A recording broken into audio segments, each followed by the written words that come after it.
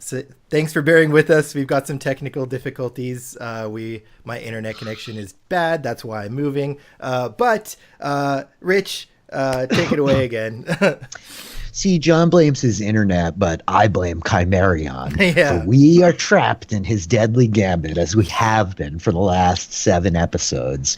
And I know our poor team is desperate to find freedom again, to escape from this terrible place, to sleep in beds, to not have to run around with Vicar and Ugot, because they can put up with these guys, but those are not their favorite people. So, as we dive in tonight, we left our adventurers last week after they had fought their way out of the Leech's chamber. They had on word from Gita the Paladin, who they've allied with in Chimerion's Great Gambit. They made their way to the subterranean dwelling of a being called the Leech. This is a man who's been in this place in Skaden, in the ruins of Skaden, for years. He had entered the Gambit once many years ago and never left. And it was discovered after defeating him and some of his minions, though not all, for one 4-armed mage with a brass mask escaped your clutches, though most of the others fell, and you did cut down a terrible golem. A ritual circle was discovered, a sort of sacrificial altar in the Leech's main room, which, when blood was spilled upon it, summoned the spirit of this being who called himself Tusker. And Tone Goodheart, bravely stepping into this circle with the spectral creature as it formed in the air before him, he parlayed with Tusker as to what exactly this being was and how they should proceed. And it was revealed to them that Tusker is in fact the entity that Gita is here seeking, and he lies trapped within a cursed tree. In fact, this entity, Tusker himself, being summoned by this circle, was the source of information for the Leech that allowed this man to know all the comings and goings in Skaden and the location of the various players in the Gambit as they fought for their very lives. And so, having defeated these various minions, they took one prisoner, a man named Vicar, and made their way to the surface again after a bit of debate whether or not they should rest underground or make their way to the surface. They chose not to sleep, and so stretched very thin, their resources dwindling, they made their way up from underground to the light of day again and began their journey seeking this cursed tree that traps the spirit of Tusker within it. And it was on this journey that they encountered a strange kind of female centaur, this beautiful being with the body of a horse and the upper torso of a woman, and she carried a great spear with her, and she informed them that she was there to guide them, to lead them further to their goal, to find this cursed tree and free the spirit trapped within. But of course, this was no more than a terrible illusion, another one of Chimerion's toys in this terrible game. And upon reaching this sickly clearing, this small sort of copse in the woods where the trees are sort of dying and the pools of water in the ground are tepid and fouled, spider webs clinging to every branch above head, the illusory form of this beautiful centaur dropped away and revealed in front of them a wretched and decaying knight, a servant of Chimerion himself on a terrible dead mount. And so they fought with very little resources, very little health, and with great amounts of hope, and they fought valiantly, cutting this terrible creature down into the ground.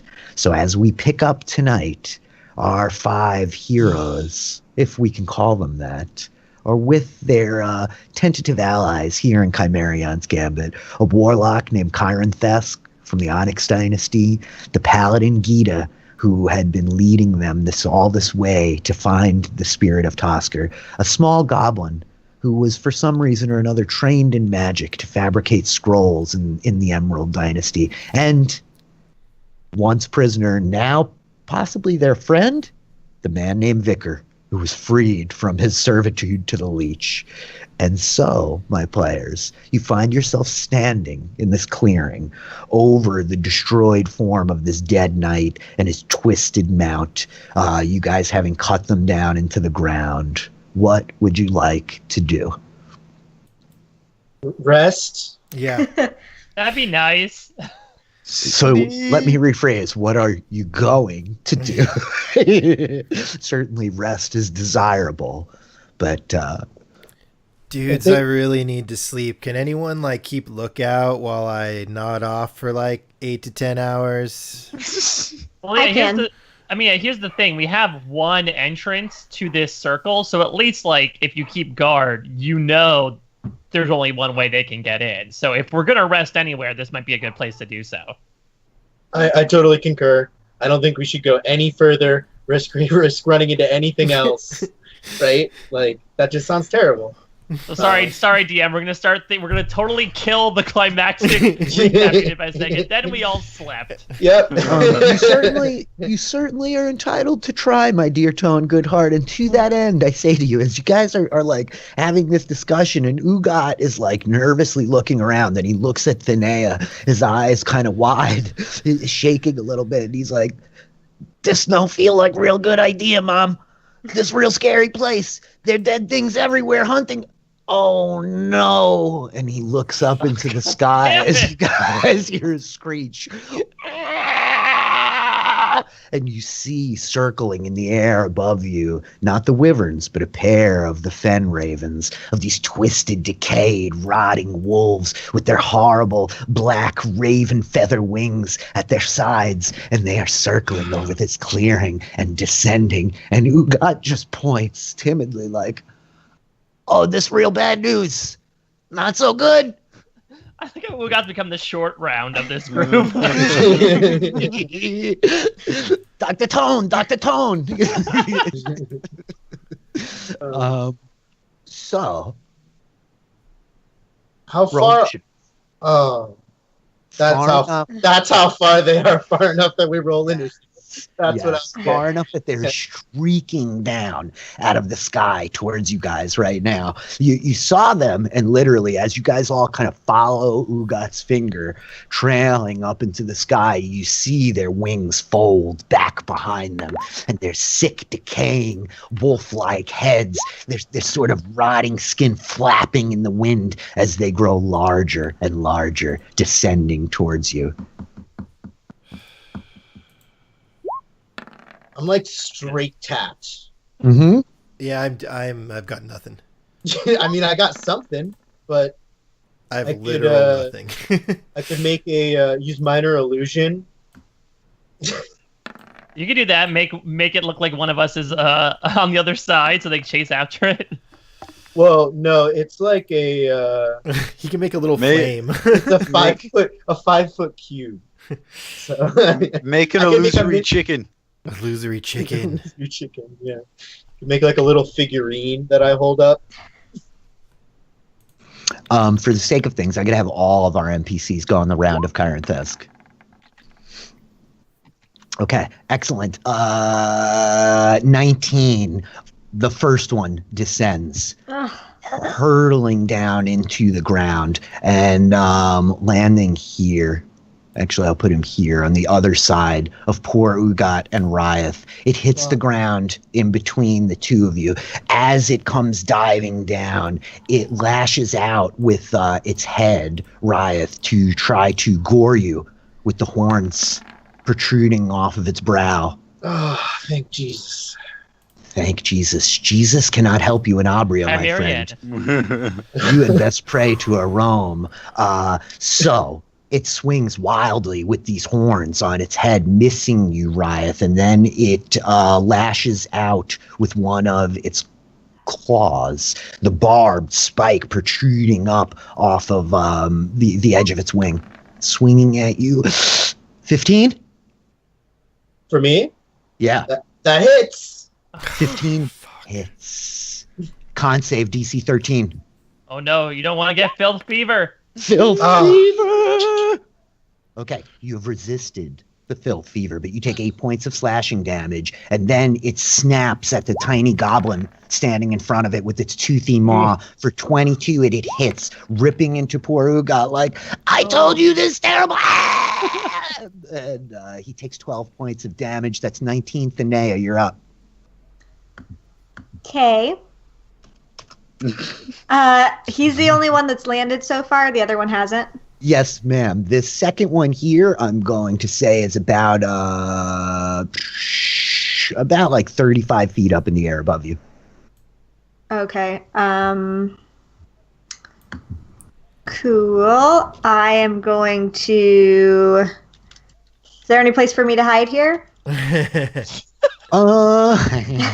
Jump in the water. Hiding Thinnea. Yes, I'm gonna say like in all this brush around the edges, right? There's plenty of like room for you to hide by this like tree down beneath you, like any of that kind of terrain that you could use. Absolutely. Okay, so I'm gonna hide there. Then I'm gonna use this new crossbow.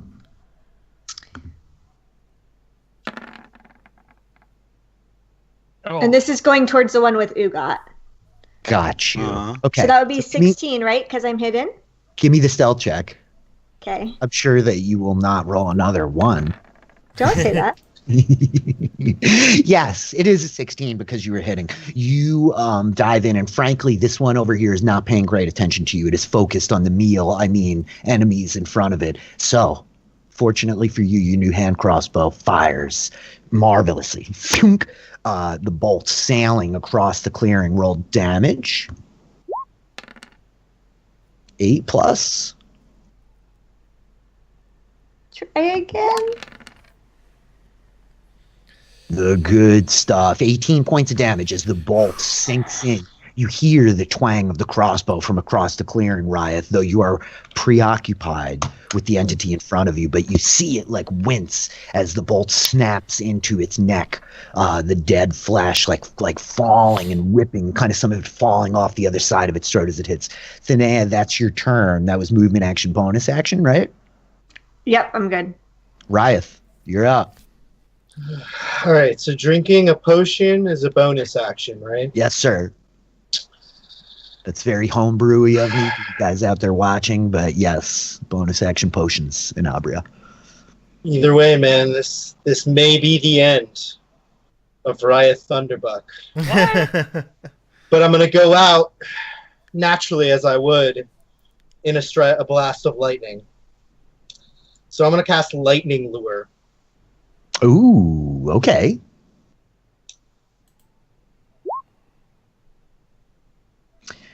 DC 16 strength save. Oh, how very unfortunate. Strength saving throw be pulled 10 feet to straight line. So no damage. Except for the 3 damage that's done when lightning starts sparking outside of my body and attacking it. Yes, static surges off the wizard, the sorcerer, his body, as he conjures the lightning lure, and you see this one bluish, like yellow arc reach out, like snapping around the thing, but the fen raven rears on its back, like pumping its wings, and kind of literally rips this tether of lightning apart. That's your action and your bonus action. You have movement. Are you moving? That was just my action. I thought you drank a potion. No. I was just asking. Oh, okay. Sure. That's why I was saying I'm flirting with danger. So okay. I'm going to use Tempestuous Magic. Spam that really quick. Tempestuous Magic occurring. 10 feet away from it. Got it. So 5, 10. And then I'm going to use my full movement to go towards Poe. The storm wind lifts Thunderbuck up off the ground, depositing him safely out of reach of this terrible creature. And as he begins running for safety, Shael, GreyThorne, you are up. All right. I don't want Ugat to die. I'm gonna step up on this guy. Yes. Thank you. Sorry, I had to go. No, it's champion okay. of Ugat. I like Ugat. He's a good guy. He hasn't done anything wrong for me. He's a sweet kid. Yeah, he good guy. I'm gonna hit this guy. I think I had my sword out last time. You did. So here we go with the swingy swings. Yes. Yes. And so shall GreyThorne steps up, shield in hand, this glimmering blue sword in his hand, like a blade made of water, and he cleaves down into it. Damage. Demaglio, and then Nice. and then maybe also one of these. Hold on. Where is it? One of those. Yes. Yes. As you cleave down into the dead body of this twisted monster, feathers tussling, like bursting up off of its wings. As you chop the sword down, you guys see the radiant glow of this sort of bluish eldritch energy channel off the sword as Sha'el conjures the power of his patron. That's your attack. And then I look at Ugat and I give him a big turtle grin. Yeah. You best grandpa all time. 10. Okay, the second Fenraven now comes rocketing down out of the sky, landing here in front of the Paladin Gita, and it's just going to unload on her with the gore, bite, and claw. 12. That hits. This hits. She rolls a saving throw.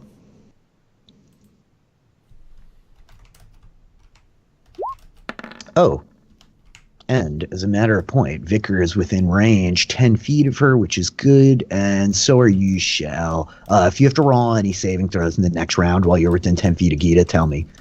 Okay, cool. She makes her saving throw. She does not get the filth fever, but she takes 19 points of damage as its bite like rips into her arm, the arm of her shield, and you hear her like grunt in pain. Pretty stoic woman, and then the claws rip into her. So that's 1926. Okay, they all go. Got it. Okay, at this point, Ugat standing next to you, Shal, is just like, I not die this day! And so he casts... no, you don't! He's gonna go with his fucking favorite little staple over here. He pounds magic missiles into this thing in front of him for 14 points of damage. Point blank range. Yeah. These 3 bolts rip off of the tiny goblin's fingers, hammering into this creature that's kind of like... okay, my man Vicar, he steps in next to this poor paladin like, I'm here, lady! Ah! And he swings. What's he got here? Oh, yeah, he's got Ryeth, hand axe of mystery. Oh, yeah. You gave that to him. Yep. No way. Dude, he's a hero with this hand axe. He sure is. That is a champion. Chop. He cleaves into it twice with this hand axe for 16, not bad. And then he yanks a dagger off of his belt at his offhand and like stabs down at the thing because Vicar is the champion. Wow. Unfortunately, none of that was magical, but still it all works. We'll take it. Did as much damage as I did. I know. Who is that guy? Man's a champion. Gotta watch out for the hand axe of mystery. Uh-huh.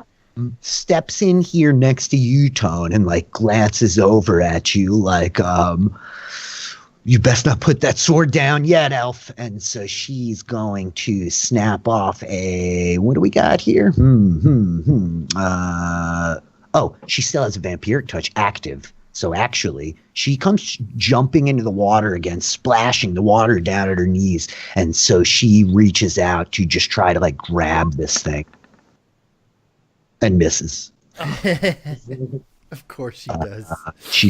That's 1, 2, 3, 4. That's all those guys. Poe, you're up on 7. Okay. I'm going to stay right here.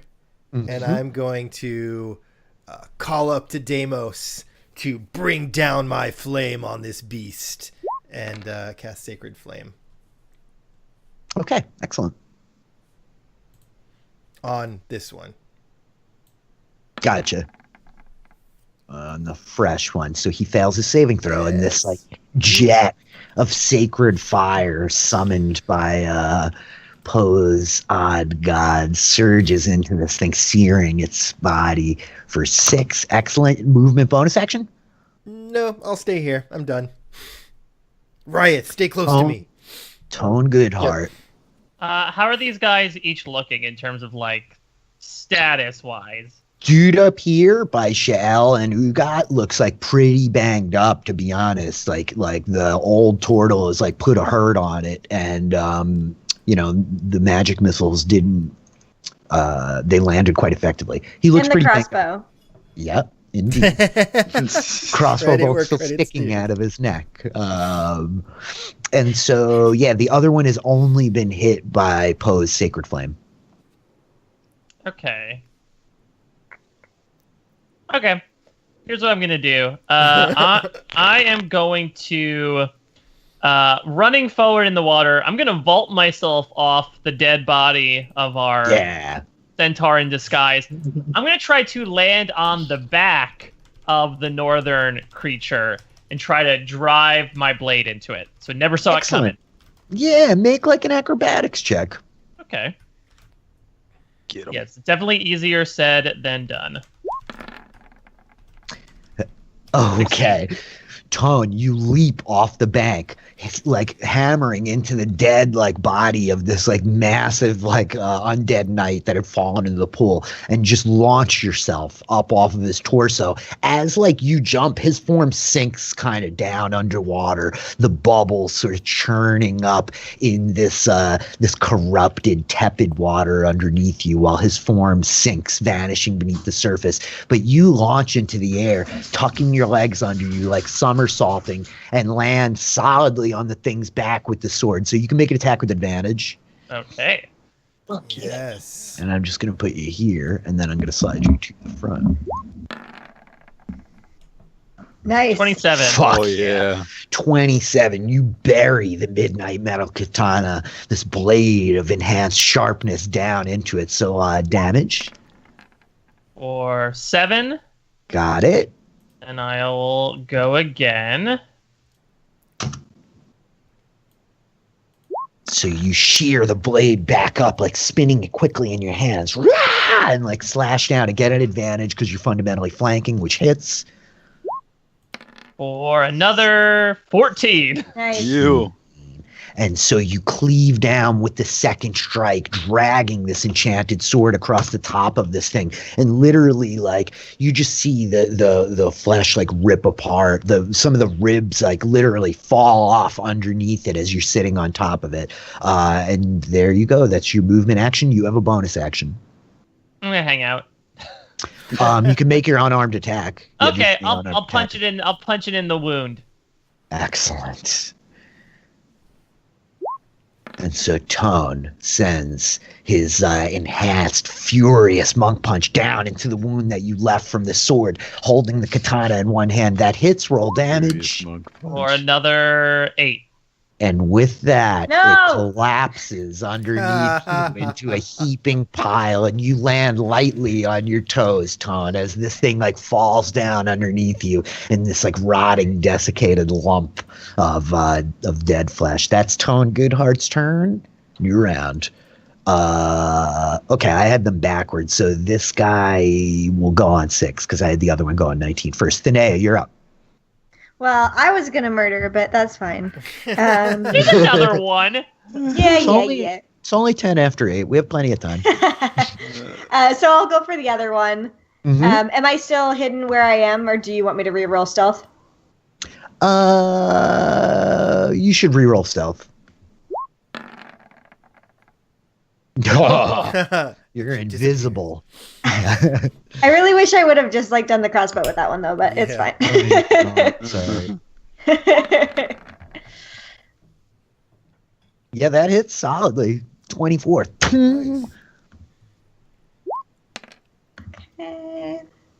For 11 plus the good stuff.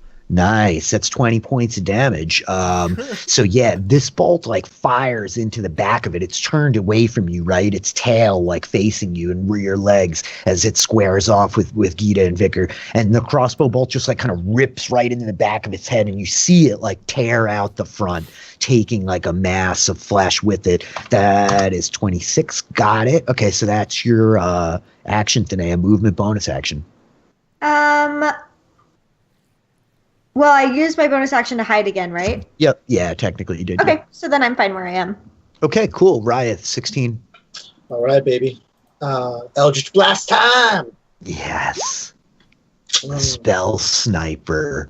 14, right? You don't get advantage from attacking back here. Its AC is higher than 14. The Eldritch Blast I have like 2 of them. hits. Excellent. It hits and the first one deflects off, like ricocheting up into the air. As your second 19 lands solidly. Ooh. Not that solid. Okay. Ryeth, that was action bonus action? Is that what happened? Yeah, bonus action. So I have a greater healing potion. I don't have written down what that is. What are you going to call it? Because I have a healing potion 2d4 plus 2, and then I have a greater healing potion. 4d4 plus 4. 44 plus 4. I'm just going to drink that. Okay. And I'm good here. Yeah. Excellent. So you yank the potion like off of your belt pouch, pull the cork with your teeth, and begin guzzling it down. GreyThorne, you are up.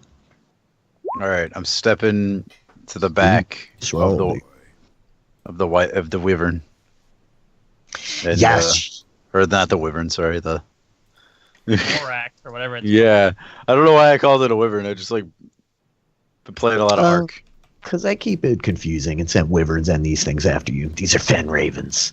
So Yeah. you dance around. You got like moving around behind Vicar, rotating to the back of this thing with the gleaming sword in your hand. Yeah, and then I give him a good slapping. Hopefully. That does not hit. That's not a good 12. slapping.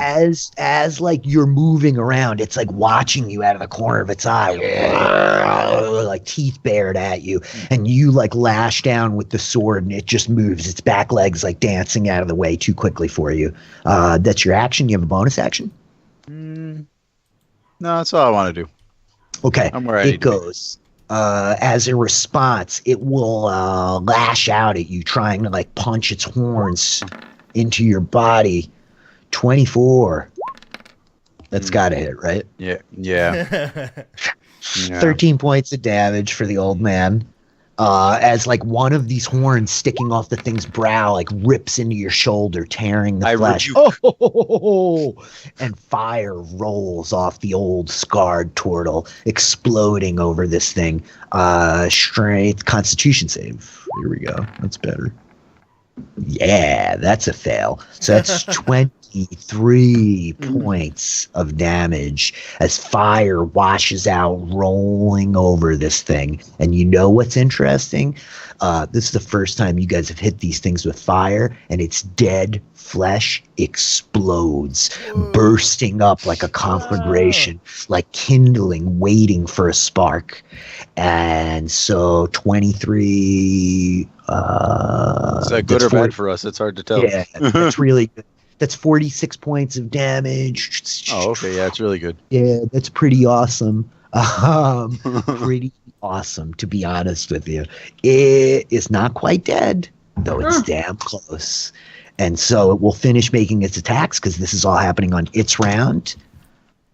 As you hit it with the fire, it doubles down and it's just like and like tries to bite and then claw you. Oh Jesus! Of course it will.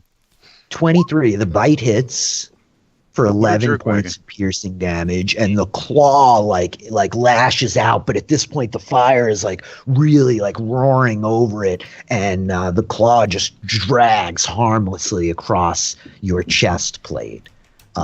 With that, the squad of NPCs goes, and we're gonna start with my man Vicar, just like and he hammers down with the hand axe of mystery, missing the first attack, landing the second for 8 points of damage, which is only 4, and then he jams out with the dagger. 16 hits. 4 plus another 2 is 6. Yeah.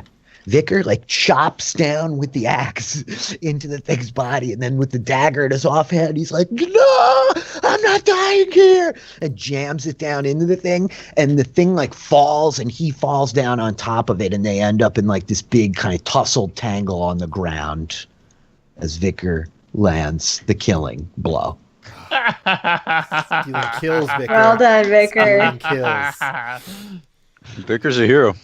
And so like he's like rolling off of it. The thing is still kind of like burning, and he's like patting himself down like, son of a bitch, that was hot. Like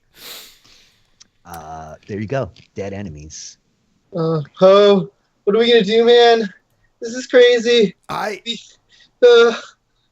to sleep, man. I need to sleep. Yeah, we need to get under some trees or something. I'm like down on one everybody, knee, just like panting. Everybody roll a perception check real quickly. Oh God damn it! Okay. It's okay. That never ends poorly for us. Yeah, Oh, critical I'm just a 31. friendly happy Oh, damn. DM. It's critical 31. I was about to ask if I can use my passive, and then I crit failed. So I know.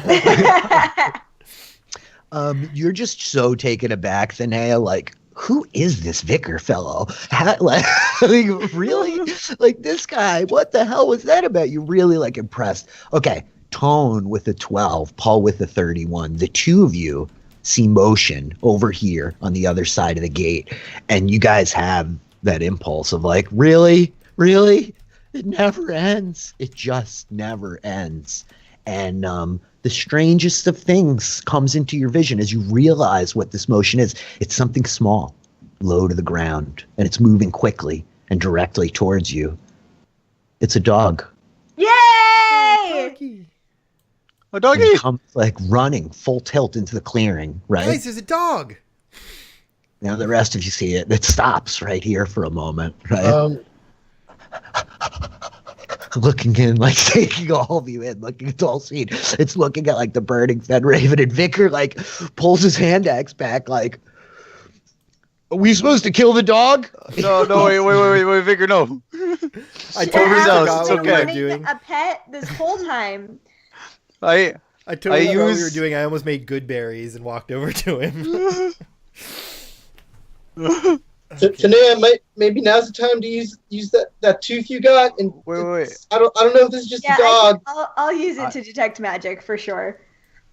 I'm gonna use my ring. Well, okay, go ahead, do the. Oh yeah. No. you have the Both wing. these things are going to happen at once, right? Thinnea, you like grab the necklace with this emerald tooth on it and like focus and close your eyes for a moment. You feel the magic wash over you. And as you open them again and look around, you see your companions. You see the sword at Tone's waist or in his hand, glimmering and glowing. You see the sword that Shael holds, also glimmering and glowing. The dog itself is, in fact, also glimmering, not with transmutation magic, but with some form of divination magic on it.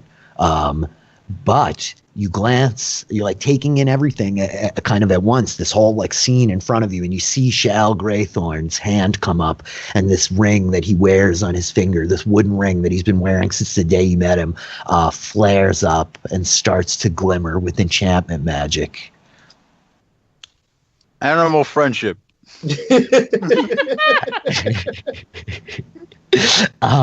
The beast, for the sake of things, it fails its saving throw and like turns looking at you like and like comes like running over towards you, and now you guys hear a voice from behind you, from the other side of the clearing, while all of your attention is like focused on this dog, Thinnea. You're like examining everything with magic, and you can see that the dog is glimmering with this divination. And so you hear a voice coming from the far side of the clearing back here, and a figure steps out from around the side of this kind of massive tree back here.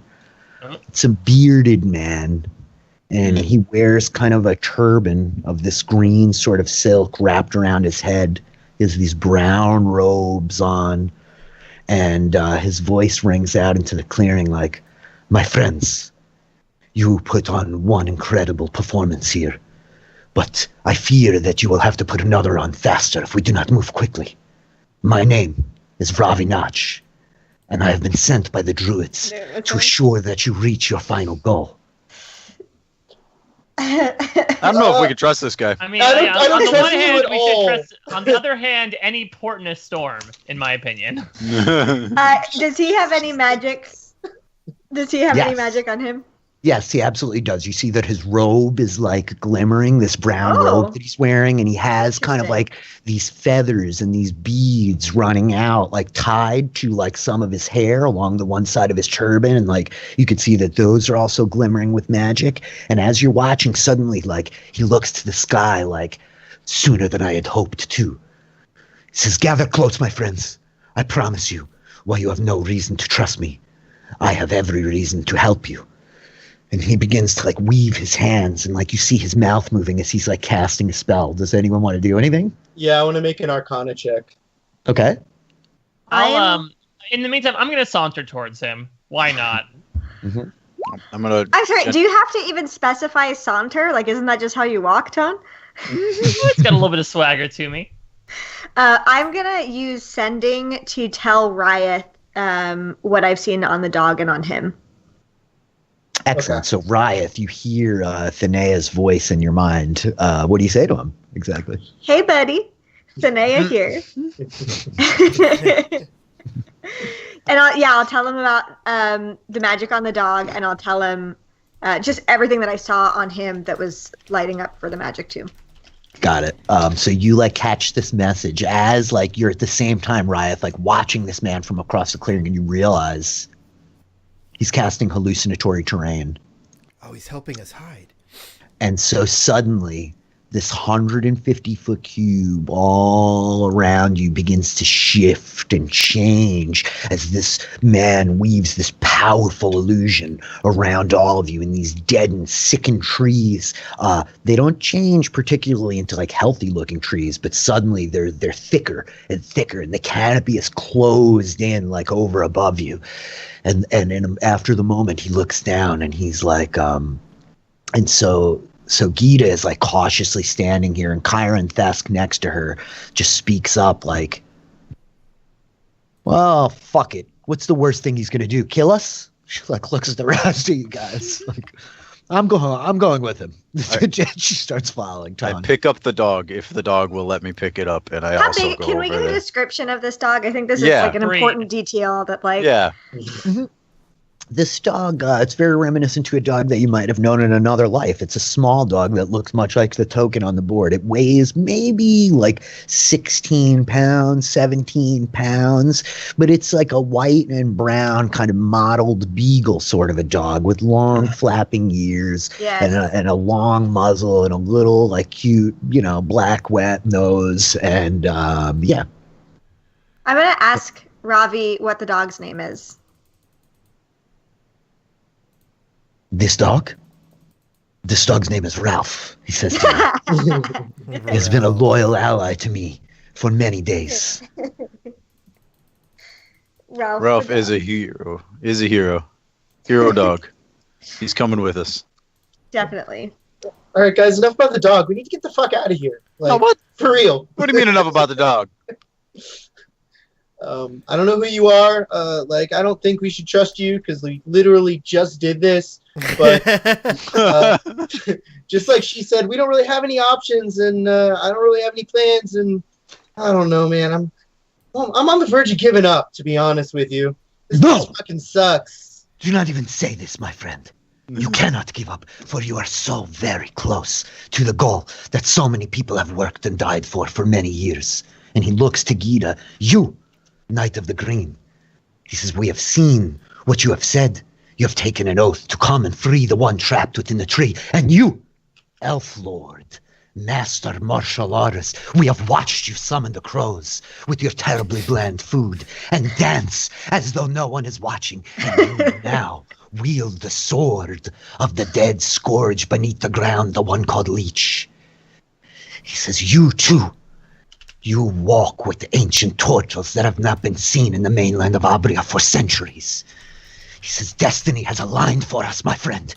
And you, most of all, young Storm Sorcerer, should know sacrifices have been made to ensure that you walk this far.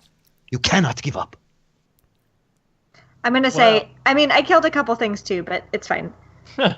Yes. Well, you are if indeed anything, he's a hell of formidable and a. dangerous. He's very, very flowery with his language. If anything, so So I'm Tone is always like- reason to trust him.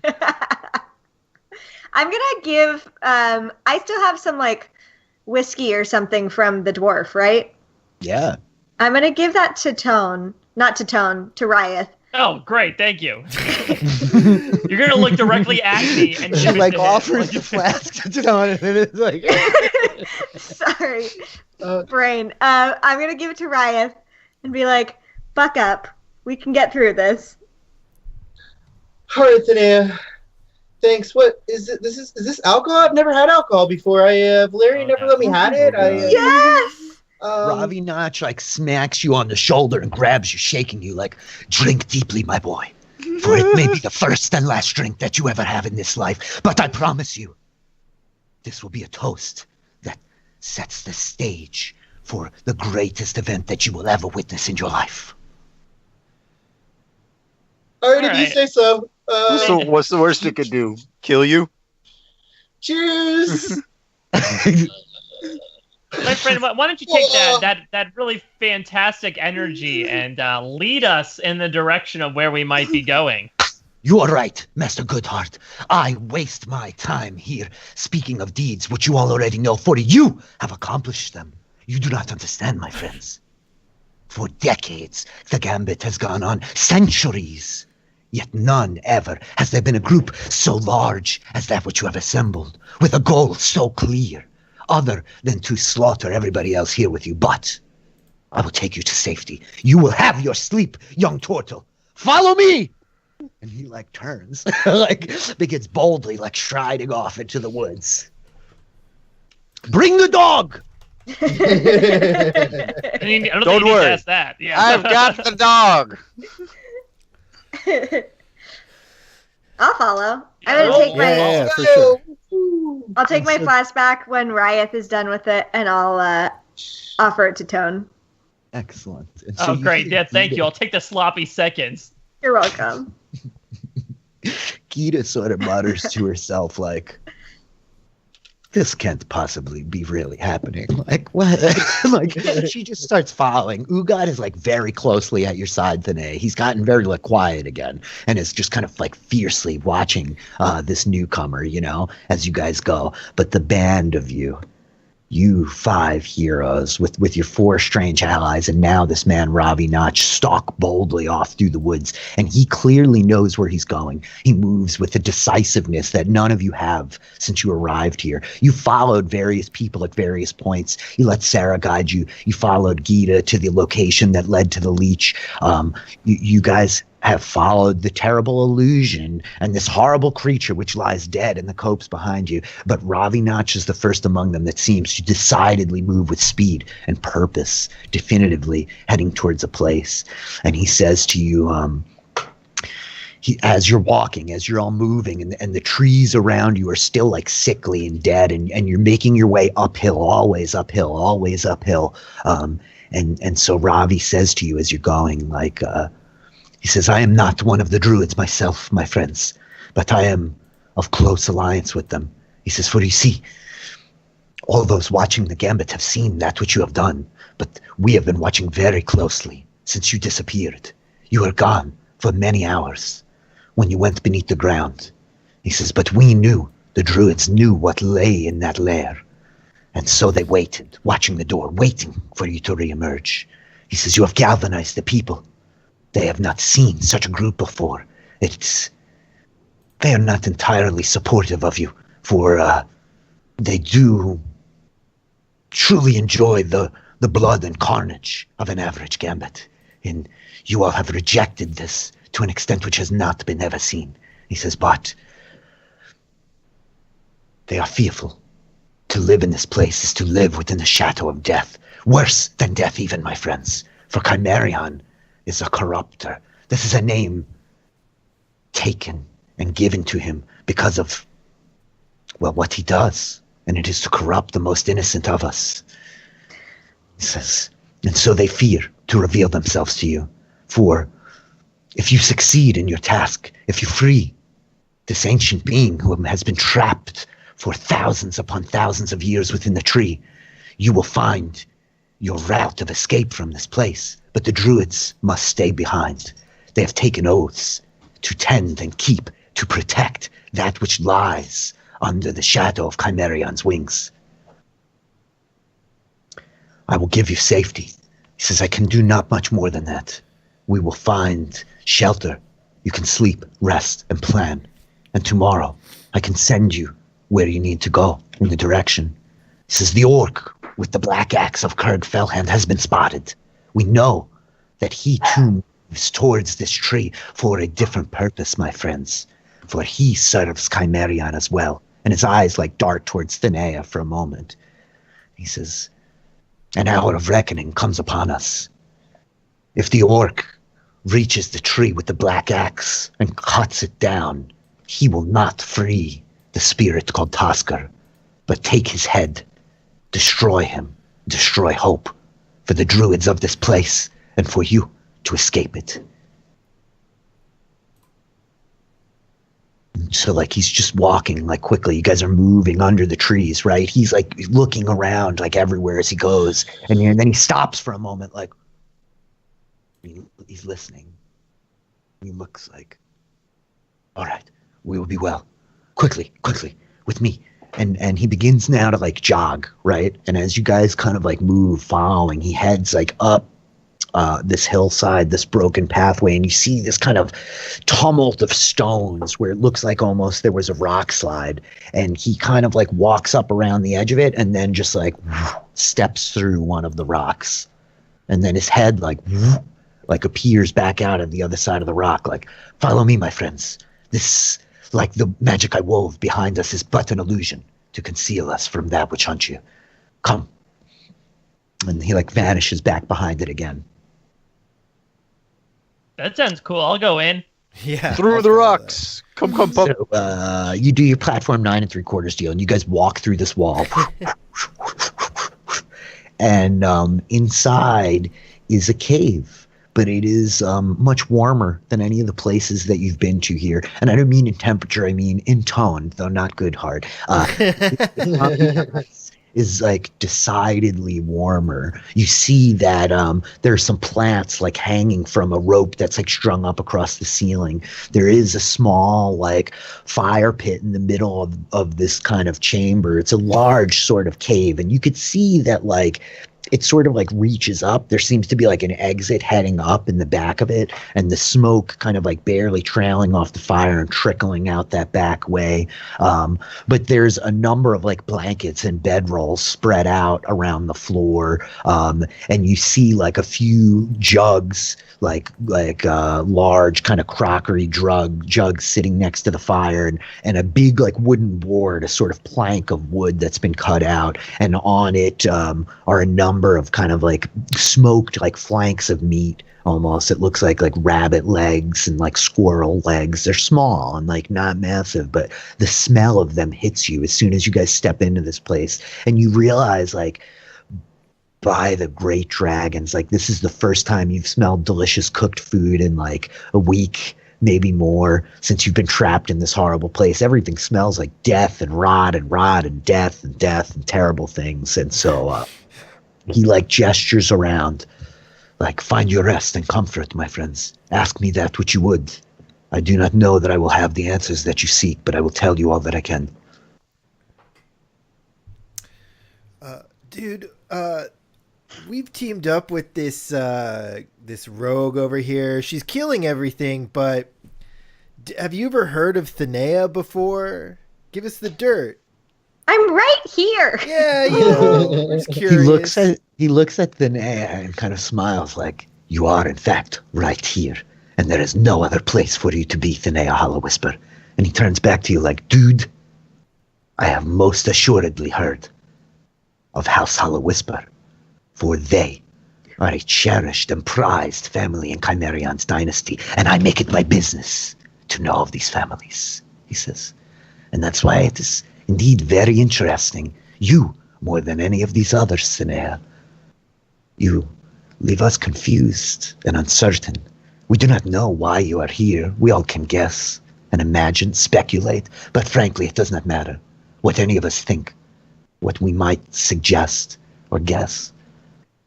For you have given aid to those who must escape this place. And he points at 1, 2, 3 at the turtles and then at Ryeth. He says, and you, Master Goodheart, as well. You have fought furiously to protect these 3. You've shown yourself to be an implacable opponent in battle. You are much less confusing to us, he says. You are much less confusing to us, but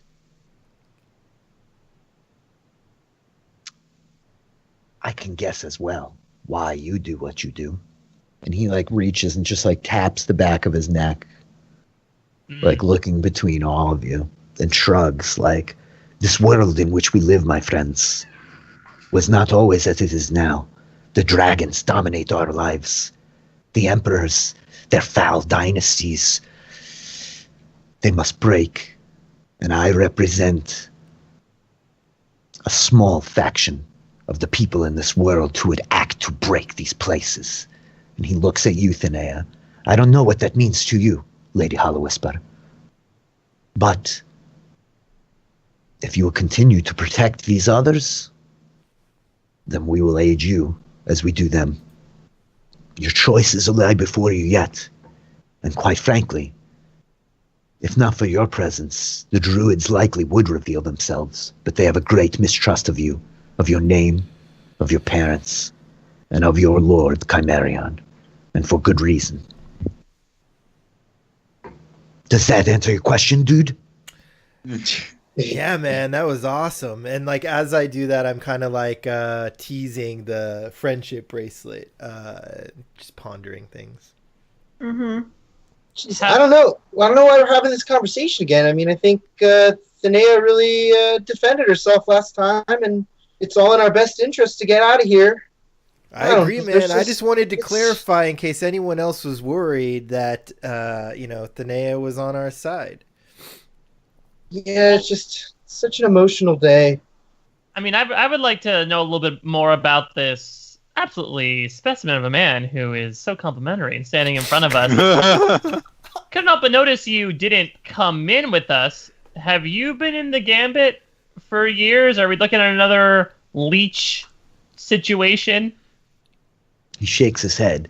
He says, I, my friend, Master Goodheart, am what those outside might call a madman, for I came here of my own accord.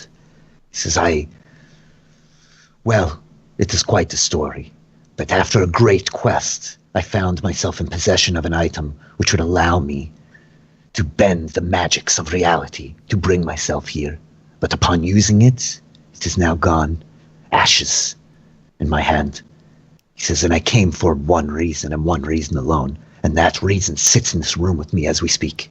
It is for you all.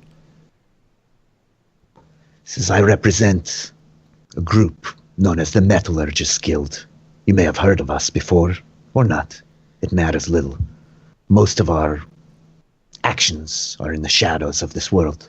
We are not a popular organization. He says, but we fight implacably against your master, Lady Hallowwhisper, Chimerion, as well as the one who held you in bondage, Good Turtle, and your friend. Jay gestures to Chironthesk. He says, Malistrix, the Black Dread, and Balfurion, and Enid Ryeth, and Virago, all of them. For they are tyrants, despots. They are malignant entities who came to this world from another realm and have corrupted it.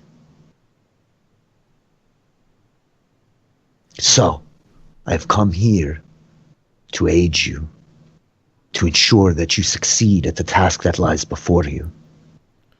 And perhaps, if we all manage to survive the carnage which will kill a ensue bunch of other tomorrow. dragons. That's what you're looking for, right? You want to help us out, so when we get out of here, we help you destroy these things that are trying to kill us right now. He says, servant of the twin gods, if you hold the power within you to destroy the great dragons, then certainly I would hope you would join me in that fight. But I do not expect so much from you. No, not at all. He says, these are the first steps on a great journey that I hope that you all will take. He says, and my hope is that if we survive tomorrow and we escape this terrible place, I can set you on the path that you will need to tread when you reach the free world outside. Your lives have changed, my friends. They will not be the same if you survive this ordeal. And that goes double for you, Lady Hallowwhisper. Man, you're like really speaking my language. I'm all up for a change in my life. Considering the way I was brought in here, I'm good to just sort of pack up my things and go wherever the wind may blow, man. And you're giving me a good sell right now. Shell's like in the corner with the dog, like, my life has totally changed, and I'm like petting Scylla, just totally playing with the dog. Kyron Thesk like looks over at him like, well, you haven't changed a hell of a lot. Ever the optimist, these damn turtles. And she just kind of like looks over at the rest of you guys like, I thought I was going to be dead 2 days ago. I'll be honest with you guys. I'm basically with you. I mean, this guy, well, he's got food and he seems like a lot of hot air, but honestly, fuck it. She just kind of like sits down again like, look, I'm going to sleep. If you're going to kill me, just try to do it quickly. Don't wake me up. And she like situates herself in one of the bedrolls. Ugat's standing quietly at Thynnea's side through all of this. Yeah, I'll follow suit and just be like, what she said, and then I'll curl up somewhere in the corner, I guess, and shell up. Okay. And so he just looks over at the rest of you and kind of like nodding solemnly at each of you, and then his gaze stops on you again one more time, Thinnea, and he just says, I do not want to confuse the issues for you, Lady Hallowwhisper, but you must realize all your dynasty has watched what you have done. There are repercussions in your home, in the city outside, in the Glimmerwood, capital of the Emerald Dynasty, where your family sits. He says, the name Hallowwhisper. Well, I suppose you will see if you survive to escape this place. Are your parents important to you, my lady? And I'm going to grab some food. Mm-hmm. And I'm going to say, I have done everything that Chimerian has asked me to do. And that's all. I'm going to leave it. Very good. This business is the business of Chimerian and yourself. So be it. He kind of like shrugs. He says, for the rest of you, I implore you to rest. Gather your strength and your wits. Make your plans as you will. He says, I will use what magics I have to ensure that we remain safe here for as long as you will need to do these things. But for every hour that we delay, we risk wound closing in on the ancient tree. Could you just tell me really quick, do you know anything about the tree that Tusker is in? That I do. Like, is it like weak to something or strong to something? Or like, I just thought we were going to blow it up. And I don't know if there's something inside of it. Wouldn't that blow up too? That's kind of what happens when I use my lightning sometimes. So, yeah. This is... There were two terrible weapons forged a millennia ago by the fires of the forges of Belfurion. One was the axe, which was ripped from the arm of Kurg Fellhand. This is a minotaur that came to this place when you entered, was sent here to retrieve that axe and bring it back to its resting place, the Labyrinth Fumos, in Belfurion's dynasty to the north. The other weapon, forged from that same metal at that same time, hangs on the hip of you, Tom Goodheart. So these terrible blades, we believe, will be the greatest weapons that you could bring to bear against this tree. For you see, young Thunderbuck, this corrupted prison which holds this ancient entity, older and wiser than we will ever know, is in fact planted from a seed of the tree of the world, the broken tree of the world. And he gestures up. He says, you remember the great gates that you entered when you came to this place? He says, Skaden was built at the foot of this place.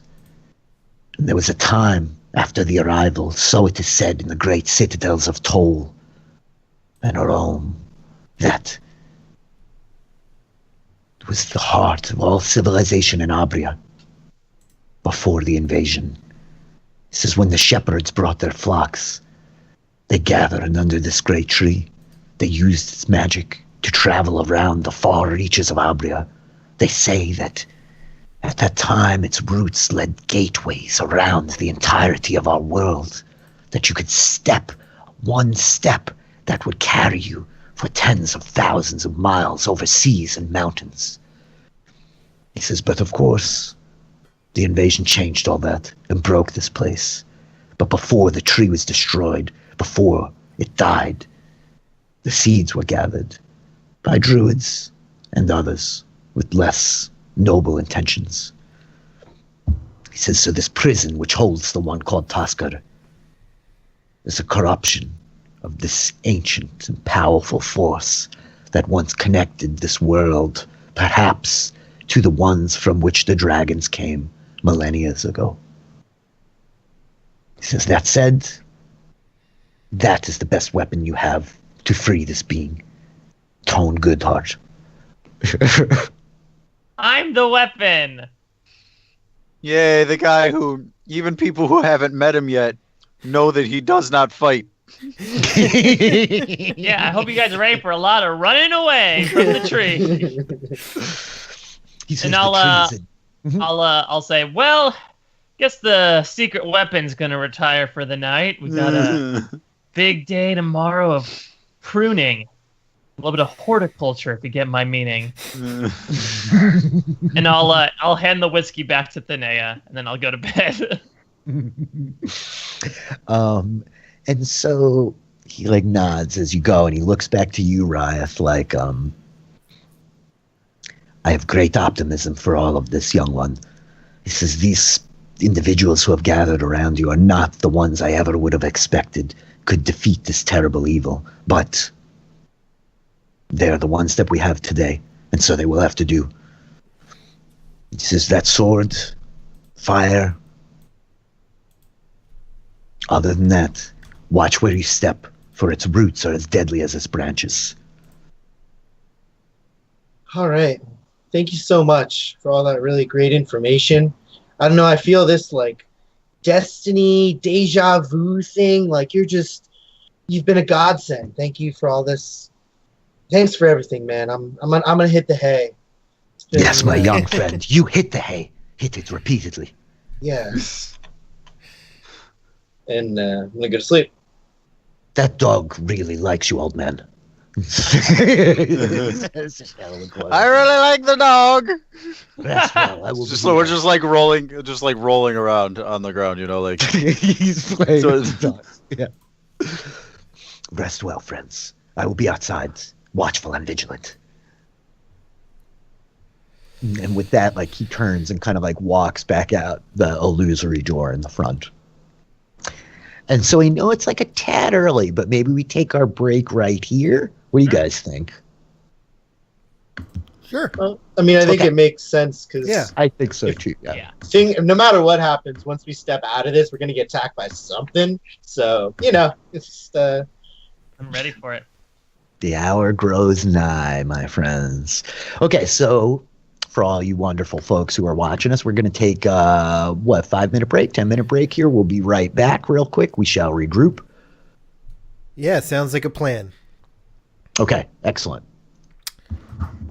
We will be back in a few.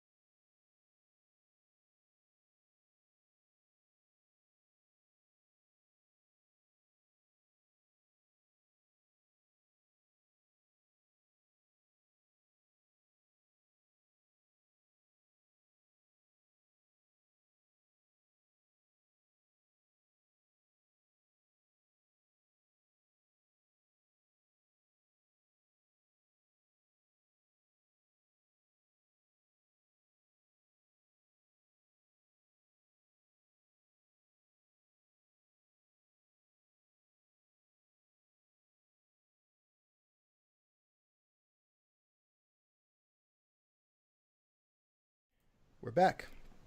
We're back. We're back. Moon. Ooh. Back for more. Excellent. I don't know, guys. I feel pretty confident about this Ravi Notch guy. Yeah, he seems Yeah. to be good. He's like a solid dude. I feel pretty confident about his dog. Yeah, here's You the can always thing. trust a person based on their dog. So Well, here's the Exactly, thing, yeah. though. If he fucks up, we have collateral now. We can Yeah, we can use the dog. it's essentially my dog at this point. are we gonna hurt the dog? No, we're gonna take the dog. Oh, okay. We're not that evil. Come on. I'm about to really ratchet up the pain if you guys try to hurt the dog. I'm just putting that on the table. Okay, so you're all sleeping. Is anybody not sleeping? Is that a point that I should take in mind, or is everybody going to rest? No, it's super nap time. Yeah, Okay. I'm sleeping. Okay, so everybody's resting, sleeping. You guys get all your hit points back. You get back half your total hit dice. You got your rememorizations. We just talked about that. You guys are loading up. Before you actually wake up, okay, here we go. You hear in the morning, you guys, Poe and Thinnea, with the crazy high passive perceptions, are the first one to wake up. And you hear a voice like calling into the cave, Ravi Notch's voice, like, "My friends, awaken quickly. Danger is upon us." And so as you all like start to stir and you guys hear like Kyron Thesk's voice echo through the cage, like, "Well, what the fuck else is new?" Hey, man. Ravi is like standing at the front of the cage, at the cave, and he's just he says to you, "They have found us." He says, "The wyverns are descending on our location as we speak. I counted nearly a half dozen in the sky. I will intercept them and try to keep them away from you, my friends, though I am but one man. I will do all that I can to draw them away from this place and give you the time that you need." He says, "You need to leave this cave and head directly to the east. Down the mountain slope, you will see the river. Follow it. Near a fork are ruins. The tree you seek is there. You cannot miss it." He says, "But keep your eyes and ears open, for Woon is out there. And what allies he's gathered around him is uncertain. I have not been able to keep tabs while I have been with you for the last 8 hours." He says, "But for now, my friends, I must go and do all I can to ensure that you accomplish your mission." Thank you so much. Good luck. Yeah, I will. I'll approach him and I'll kiss him on the forehead. I'll say, "Godspeed, Ravi Notch." And Kyron Thesk kind of like looks around at all of you and then like calls over to him like, "Hey, wizard, are you going to survive this mess?" And he turns like back to her like, "I can make no guarantees, but I certainly will do all that I can." And she just like looks back at the rest of you like, and she walks over to you, Shal. It's just like, "You know, all those years we spent in chains, Millistrix forced us to bend the knee and take our oaths." She's like, "And I know you never paid much attention to me, but you stood out. How could you not? You're a goddamn turtle." She says, "When you left and didn't come back, well, let's just say that I wouldn't be here if it weren't for you. And I'm not entirely thrilled that I'm here. But it's a far better lot than what I would have had if I stayed, Shal GreyThorne. So for that, I thank you. I'm gonna go help this asshole." Well, he is an asshole. Oh no! "I'm gonna try to stay alive long enough to get the hell out of here with you people. But I'll see you I'll, at the door then. I'll approach her and I'll gingerly kiss her on the forehead, and I'll say, "Godspeed, Kyron Thesk." But she kind of like blushes. Her cheeks, she's very, very pale to begin with, and her cheeks like just like blush, and she can't even like make eye contact with you, Tone. And she kind of like glances over towards Shael and just like grabs the front of your shell and like pulls you in towards her, and she like kisses you sort of like gingerly on the nose, your weird like turtle nose, and then turns and like stalks out the door after Ravi Notch without another word. And Gita is like, Get right, Toad. Damn. Got shown up by a turtle. Gita from behind is just like, ugh, get the cave, she says. Tell me about it, Gita. These fuckers. Let's get out of here.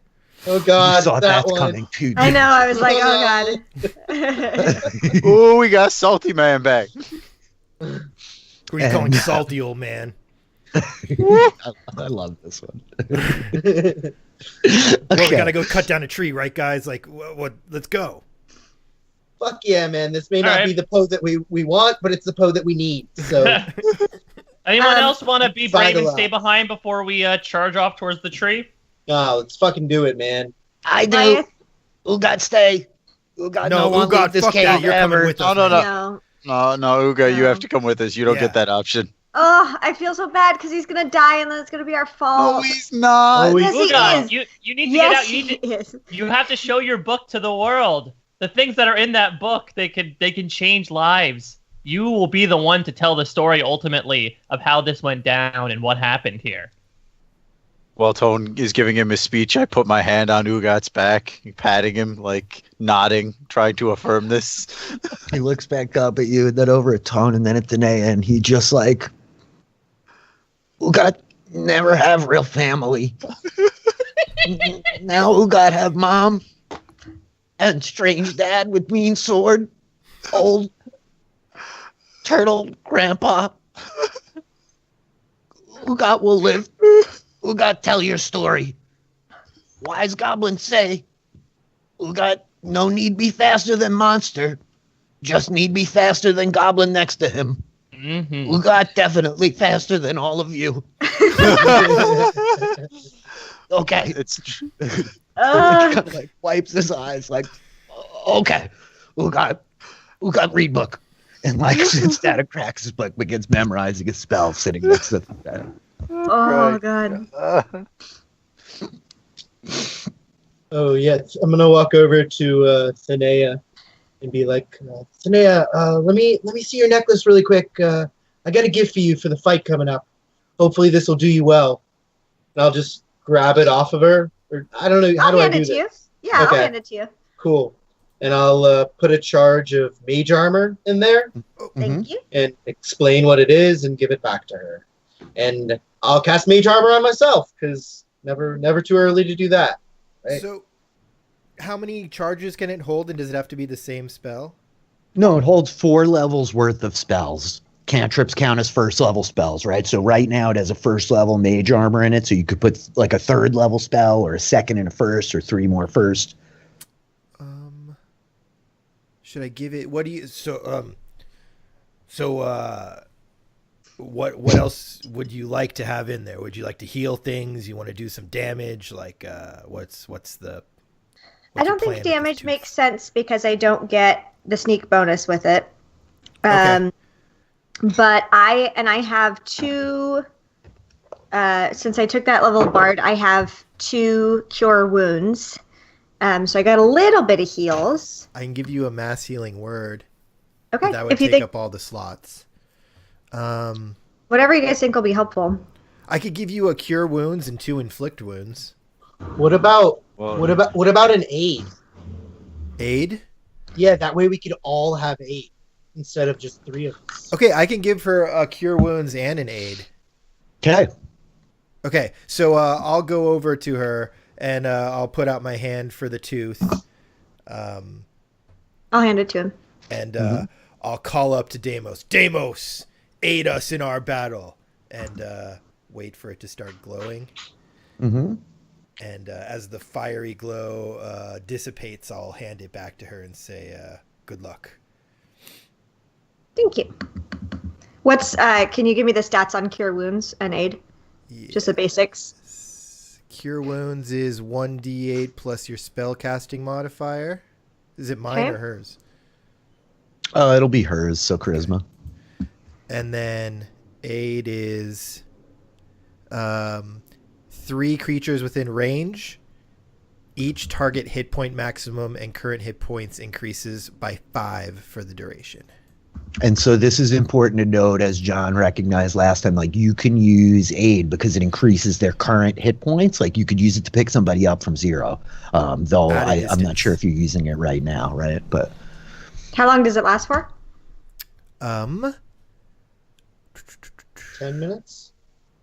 8 hours. Oh. Nice. So should we just cast all this right now? Well, we should probably leave the tooth stuff for like Emergency. emergencies. So like, Okay. I think Shael, you have aid too, right? No. Oh, I feel like somebody else had it. Oh, it was Kyron or one of them. Valerian Sarah has Yeah. with Sarah. It was Sarah, yeah. Yeah. Okay. Damn it. So, I mean, let's wait and. Yeah. No. Maybe I should. Okay. Then I will cast. I mean, it's 8 hours. Okay, I'll cast aid now. Raise your hand if you want some help from me before we head into this battle. Vicar raises his hand like, Vicar, you've been helpful, but sorry. I'm gonna say Tone needs it Yeah. for sure. Mm-hmm.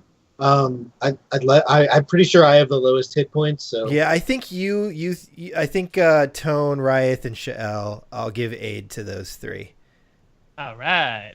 and then And I'll do the mage armor on myself right now since it's 8 hours. okay, cool. So your AC is now 18, Taryn. Okay. And the rest of you guys have 5 temporary hit points.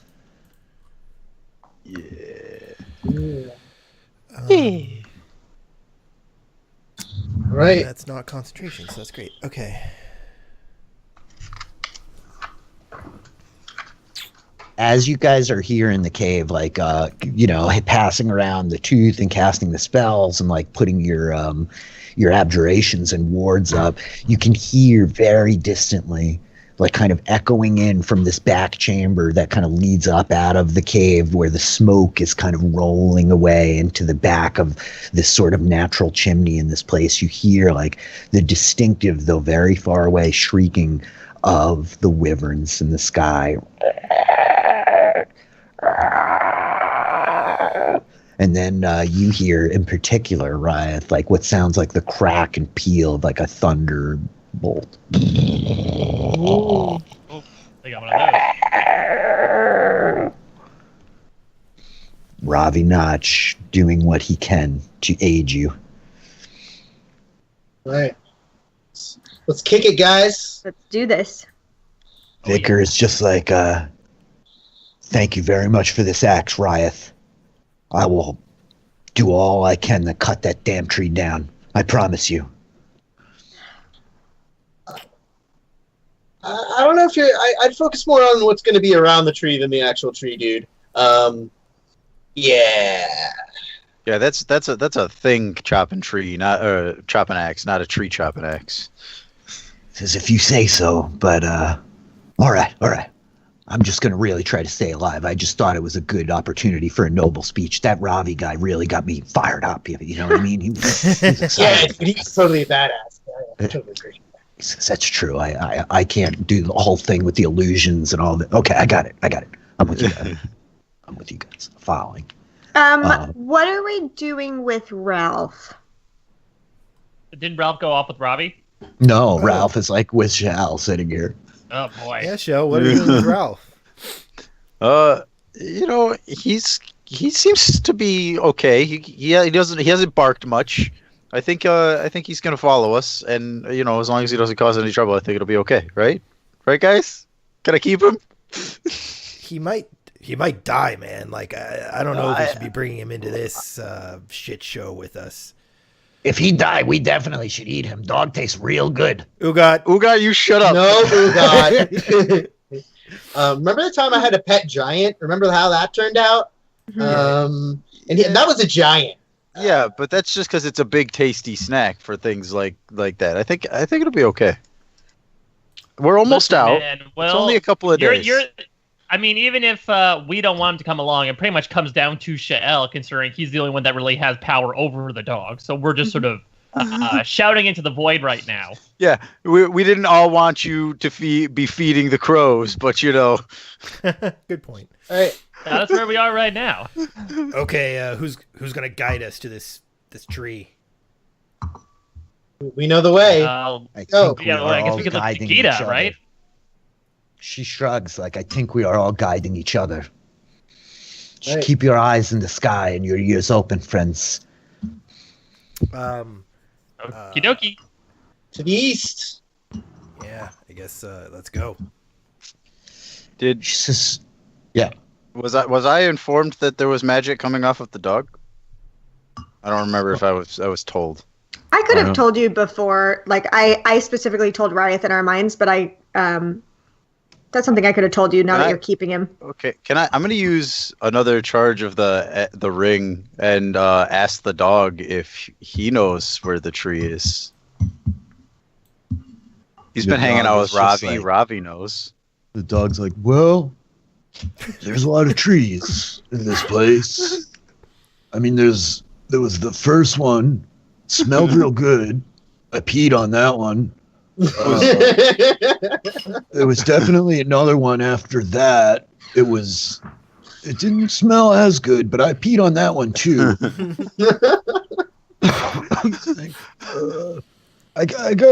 I'm not exactly sure which tree you want. As I'm thinking about it, I'm realizing I've seen a lot of trees.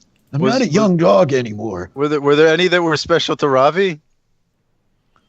Oh, that crazy one. Yeah, we saw it. We looked at it from the cliff. He told me we should not get close to that tree. It's this way. That's Come a on. tree. Yep, thank you. He starts like jogging away. Dogging away. Follow the dog. And so like he kind of like stupidly wanders out the cave like through the illusory door and starts like making his way to the east, and the slope like climbs a bit and then begins to drop, and there's scattered trees all around you. As you guys are moving, you're seeing ruined bits of building and stone walls. You pass an occasional well. These are old ruins, right? When I talk about them, they're really like the barest bumps of walls covered in this sick decaying moss that you found all over the place here in Skaden. But the dog like makes his way, and you guys walk for about 40 minutes, the better part of an hour, and you kind of like hit this stream that starts heading downhill over like the eastern edge of the slope. And the dog like turns and like looks at you, Shell, like your speak with animals only lasts for a little while, right? It doesn't last for like an hour, does it? Let me check. But he kind of like whimpers at you, like gesturing, like nosing towards the creek. All right. Yeah, it's 10 minutes. Okay. Yep. So in other words, like it's worn itself out, but he's like gesturing like down to follow this stream, right? All right. I mean, the dog can keep leading, I guess, right? Like, we'll follow until it doesn't want to lead anymore. Unless this is where it doesn't want to lead anymore. Yeah, no, it's like stopping and kind of like hanging back near you, like gesturing at like the stream, right? And you recall like Ravi saying like find the fork in the streams that are heading downhill on the east. All right. All right. Then Go. east we go. It is. So, to the east. You guys are following the stream. Tensions are high, as are your nerves. Every sound, every time one of these steps on a twig, crack! It's a gasp. This is tightness in your chest. There's an anxiety. Your eyes constantly up. As you guys are outside now, occasionally you hear the sounds of the wyverns in the sky far from you. Though, notably, none follow your journey this way. Ravi, it seems, has fulfilled his promise to you, leading them away, giving you safe passage to make your way to this final glade, to the tree which you seek, this corrupted sapling of the world tree, this prison that holds the old Fey creature called Tusker.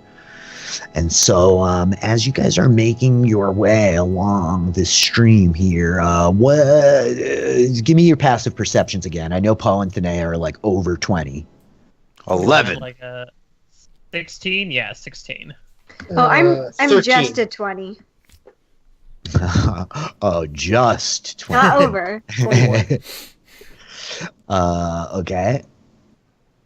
Hold on one second here. Okay, so as you guys are coming along this stream, you see that the trees start to open out, and you can see out down in front of you like a couple of like stumps, cut stumps, and then you see the fork, a second river feeding into this first one, heading further down. And standing like right near where these forks are is this massive, hulking kind of black barked. The bark is like almost ebony as you see it from further away. It stands out distinctly different from the other trees in this area. And so as you guys are kind of like moving 20, just 20, all you guys with the passive perceptions which are higher than 18, you see something over here on the far side of the river just south of the fork. And what you see is a tall, hulking figure, green-skinned, orcish, with the white paint on his face. That white painting on his face is the first like glimpse that you see of him as he like is moving like concealed stealthily around the base of the bush. It is Wound, the orc. Guys, Wound's right there. Now, last time we fucking helped this guy, and he told me he was going to kill me, and we gave him that axe, and now we need to go get that thing back. I'm going to push Thinnea to the front, and I'm going to say, this is your buddy. Get us in there close, then we can shank him and get the hell out of here. The last time we saw him, he told me he would murder me too. Yeah. Oh my god. We just need to go fucking kill him. Are we gonna like sneak up on this guy or just bum rush him like a crew of badasses? I mean, is there a way we can get around him to sneak up on him? I mean, he can't see us right now, right? He's like sneaking around. Is he facing us? Like turn people He doesn't look like he's shit. facing you. He looks like he's like eyeing the tree. He's moving around like at the base of this tree across the river, and he's eyeing the one on the far side, right? He doesn't see 8 people and a dog. He's just not looking over there yet. Like it's like this moment as you guys like start talking. Though this is a very good point. You guys are all like standing here discussing things, right?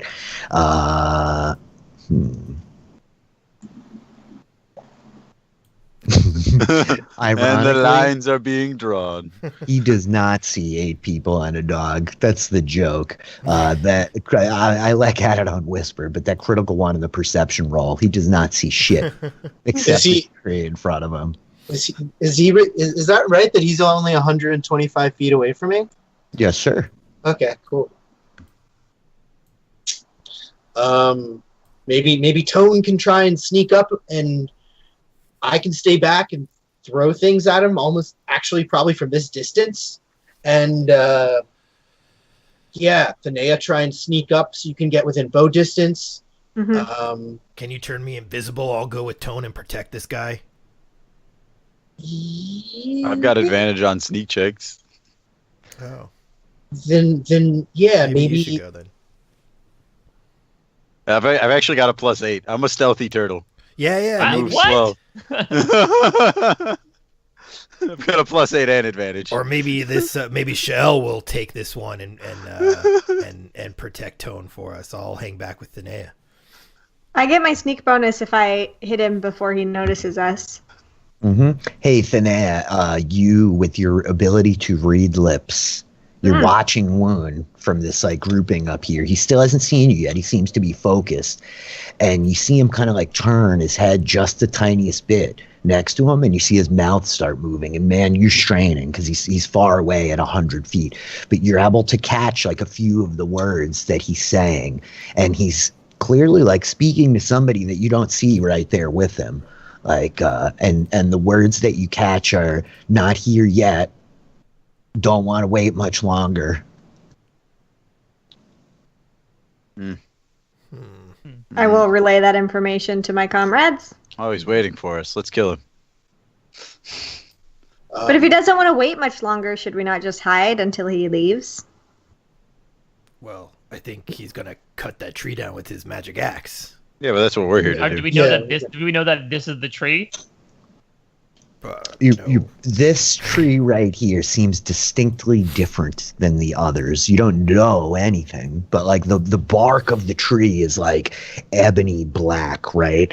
You guys are still about 100 feet away from it. You can't like inspect it real closely from where you are. This other tree is like kind of in your way, but it stands out. The leaves in it, they seem almost waxy and like thicker, kind of heavier than the other trees that are around here. And as you're taking it in, you realize like it stands much taller than pretty much everything else in this kind of glade. And so as that's all happening, Woon like begins to walk from that tree over down here behind this one, and you guys lose sight of him behind this tree. Oh, fuck. All right, I guess I'll charge in. We'll try to... And I'll start cutting, and then you guys just back me up. Oh, we're not sneaking at all? I mean, he's already run ahead, right? Or did he disappear back into the foliage? I mean, maybe we can... Go ahead, sorry. Oh, no, you're okay. I was just going to say, he just walked down into these other trees and, like, stepped in behind thick enough brush tone that you guys just lost sight of him. You can't, like, see him anymore. But he didn't, like, run off. Maybe we can try and use these other trees to the east and, like, get a little closer in and sneak around and get the jump on him. Yeah, get to give him another old shoop-de-whoop. Looks like that might work. I mean, we might as well be as stealthy as possible at this point, right? Yeah, I suppose so. Gita says, my only concern is the tree. Okay. Well, that's also our concern as well. Yes, Gita, thank you. Yeah. Good input. She says, I am not chasing this orc in circles around this clearing. We must go to the tree and fight it. Cut it open as quickly as we can. The sooner we free the one inside, the sooner he can help us. All right. Edgar's like, I'm just waiting for you guys to tell me where to point this axe. I mean, we're going to have to fight him either way, right? So might as well start getting a couple hacks at the tree. Yeah, that's true. So yeah, I guess we run in. Let's do it.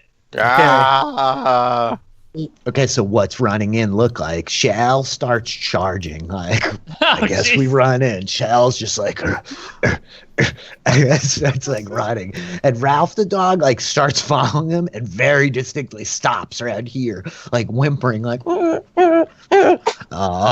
stay over there. Just be safe. Shall, as you like come running out into this open space, now this motherfucker sees you, and so Woon like steps back out from this foliage and steps down into the river, right? The water kind of surging up around his knees. This black axe of Kurg Fellhand, the same kind of metal as the new sword on your belt tone, clutched in one hand. And he sees you charging across this clearing like, well, I've been waiting for you, Toto. We got business to settle. And he starts like stalking like up the river towards you guys. I'll stalk up the river at him and summon I'm gonna do the flail today. We're going big packed flail. Ooh. Okay. Roll initiative. Yeah. Yeah. I suck at this part. Me too. Me too. Oh, sorry, I didn't click my token. I got a 6. I'm sorry. Sorry, 6 is I the know. lucky number, it seems. Noob mistake, man. Rookie mistake. Just click on your token and roll it one more time so I get you in here, and All then from there we'll take care of it.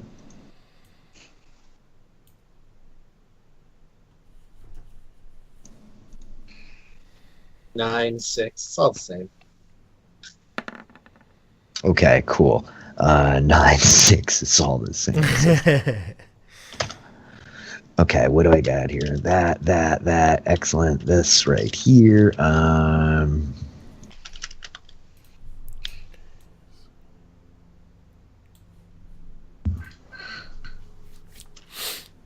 is getting Sorry, good, guys. sorry. I'm excited. Yeah. You should be. You should be. Okay. That should do it. Descending order. On 22. Of course. Champion of the Gambit. Man among men. Not since Tom Wespin has there been such a hero in the world. Vicar the Dangerous. He pulls the hand axe of mystery off his belt and just comes barreling past all of you like, I'm not gonna die here.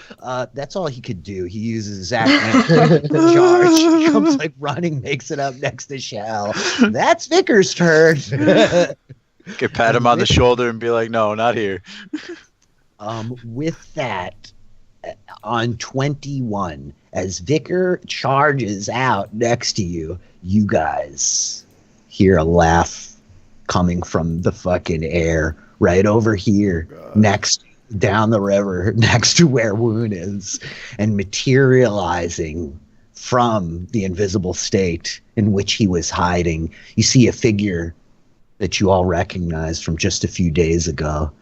His forearms moving in unison, the brass mask on his face gleaming in the sunlight, the reflection up off the water as he points at you, and you just hear his voice distinctly like, oh, yes you are, Vicar. And with that, he will cast Ice Storm on top of Jeez. Shell, Vicar, Poe out here in the front. DC 14 dex save. Half damage. For Vicar, Godspeed, young one. 16. Oh. Ow. Or non-dexterous turtles. Okay, you guys take 6 points of bludgeoning damage and 18 cold, which is 24 total. Vicar, however, the champion, only takes 12. Okay. That's on 21. You guys see the masked one now standing over here on the far side of the river. Thinnea Hallowwhisper, you were up on 18. And he actually moves back towards Woon to here. Sorry. Okay. Are they buddies now? Apparently. Can I, if I'm hiding behind this tree, Mhm. can I hit him from there? Yes, you can. Okay. So I'm going to move up there. And I'm going to hide. And then I am going to try to use my hand crossbow.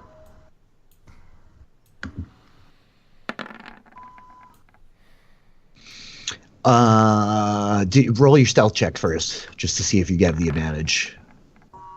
Yes, you do. So you like low to the ground, moving fast and quickly, like blocking the line of sight behind like this big stump in front of you, come like rushing towards it and popping up from behind. You fire off your hand crossbow. It is the maximum range of your hand crossbow, but the enchantment of this is such that you do not suffer disadvantage for shooting at maximum range. So with a 19, you hit.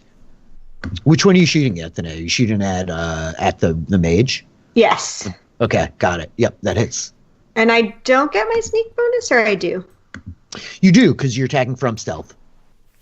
Oh, right. Okay. So, and the dart firing like a missile off the end of, it is a missile, off the end of your tiny hand crossbow, unfaltering, streaking across the distance despite the distance. He takes 22 points of damage. Brutal. That's a really nice shot. And he cries out, I will finish all of you. That's Thynnea's movement, bonus action, right? Yep. Okay, cool. Wound goes. He, what do we got here? He's going to move his movement, which is pretty high.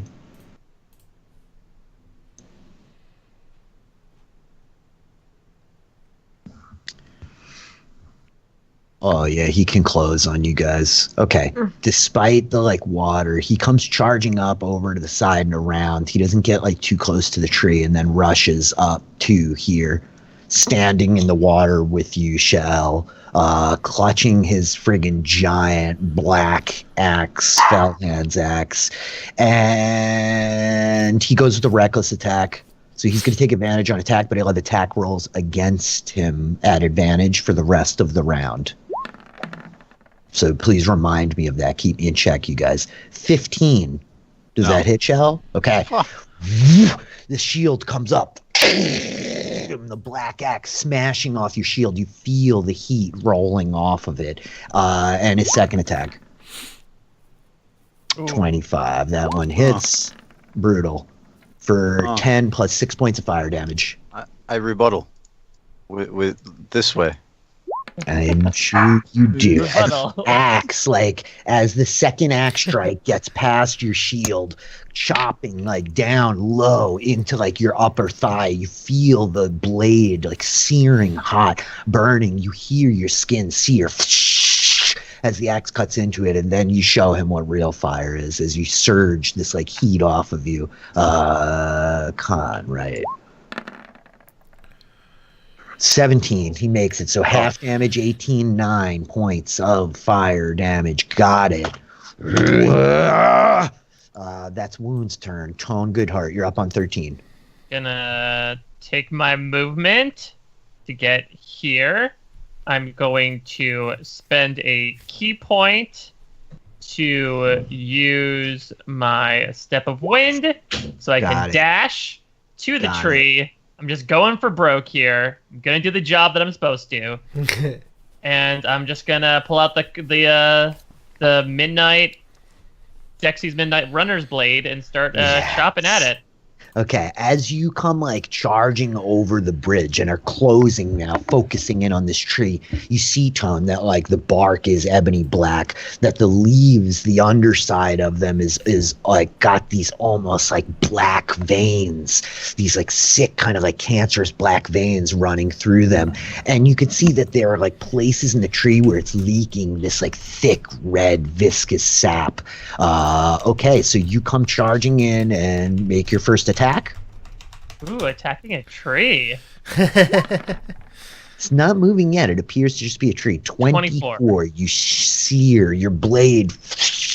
This enchanted blade of sharpness just chops into the wood like nothing. You can roll damage. Excellent. 7 points.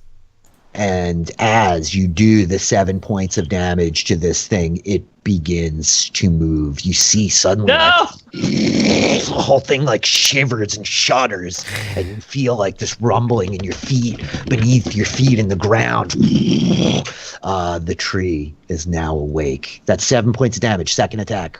I guess I'll keep going. I'll keep striking at it. Well, I guess I have the advantage slightly. 26. Hits. For another 7 points of damage. Got it. 14 points all day. Okay, these two blade slices slicing into the tree huge swaths of bark, and as the bark and the wood falls off of it, when you cut in, you see this red viscous sap just pouring out of it, bleeding, and the tree now shuddering over your head. Okay, let's just get him in there. Okay, cool. That's Tone on 13. Poe. Oh, you have a bonus action? You used it for dashing? Poe, you're up. Can you remind me what the status effects for blindness are? Yeah, blindness is disadvantage on all attacks that they make, advantage on all attacks against them, conditions, blinded. I'm looking at it just to double check. I mean, if that's the main stuff, he's already got that for this A round. blinded creature can't see, automatically fails any ability checks that require sight. Attack rolls have advantage against them. Their attack rolls have disadvantage. That's basically it. Okay, then for this round, what I'm going to do is I'm going to cast Cure Wounds on myself at 3rd level to heal up what's been done to me. Got it. And so it's 11 plus 6? Yep. Nice. Okay. And then that brings me to 45. That's close. And then I am going to use my bonus action to cast Spiritual Weapon at 3rd level. Okay. And I'm going to bring down my yo-yo on Wound with advantage at 17. Talk to me about why it has advantage. He's reckless. It's an attack roll. Yes, thank you. Yes, thank you. Perfect. Got it. Hits. Level 3. And it does 6 points of force damage on Wound.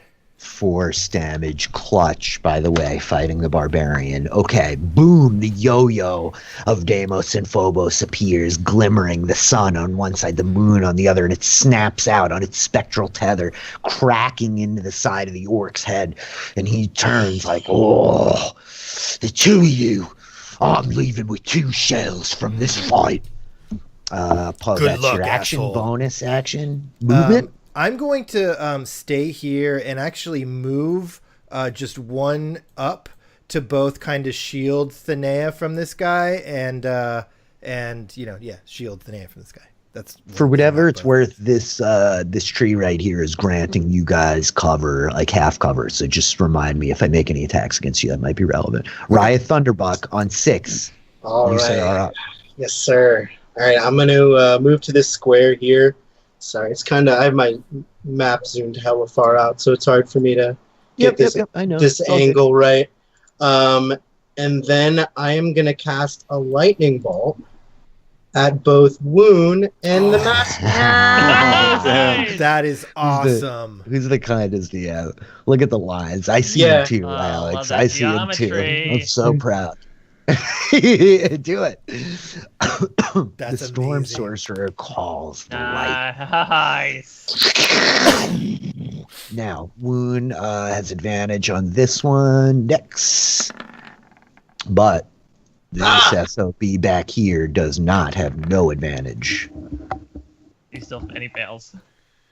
Okay, Yes. nice. A fail and a fail. They both take 25 points of electricity. Nice. Lightning damage. This is not 3rd edition. Jeez, Rich, get better. Okay, 38 points of damage on him. This guy here, oof, this hurts, man. The masked one is not loving this. Ryeth, that's your movement. That's your action, bonus action. Did that one hurt? Because I'm going to cast Quicken Spell and do the same thing again. Yes. Dude. The second lightning bolt ripping off, exploding towards these guys. Advantage and no advantage. 6th level storm sorcerer time. Yeah. Okay, Wound as the second one comes ripping apart. Wound ducks low and it just like sails over his head, but it hits the masked one again with the full power of Ryeth Thunderbuck behind it, and you just see it lift his body up, all 4 arms in the air behind him, the mask like charred and singed from the explosion, and he's thrown backwards and hits the ground, unmoving. Oh, Yes! man. Yes! If only we were able to Excellent. do that down in the dungeons, we wouldn't have had that problem. Yeah. Yeah. He just looks over to everyone, shouts out, "I am the storm!"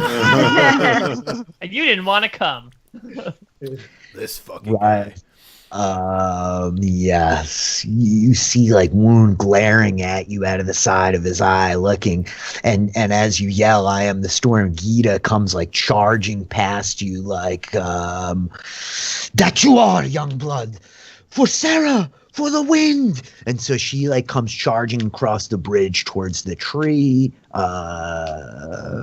That's it. That's her action, and her movement is charging. Shell, you're up on 6.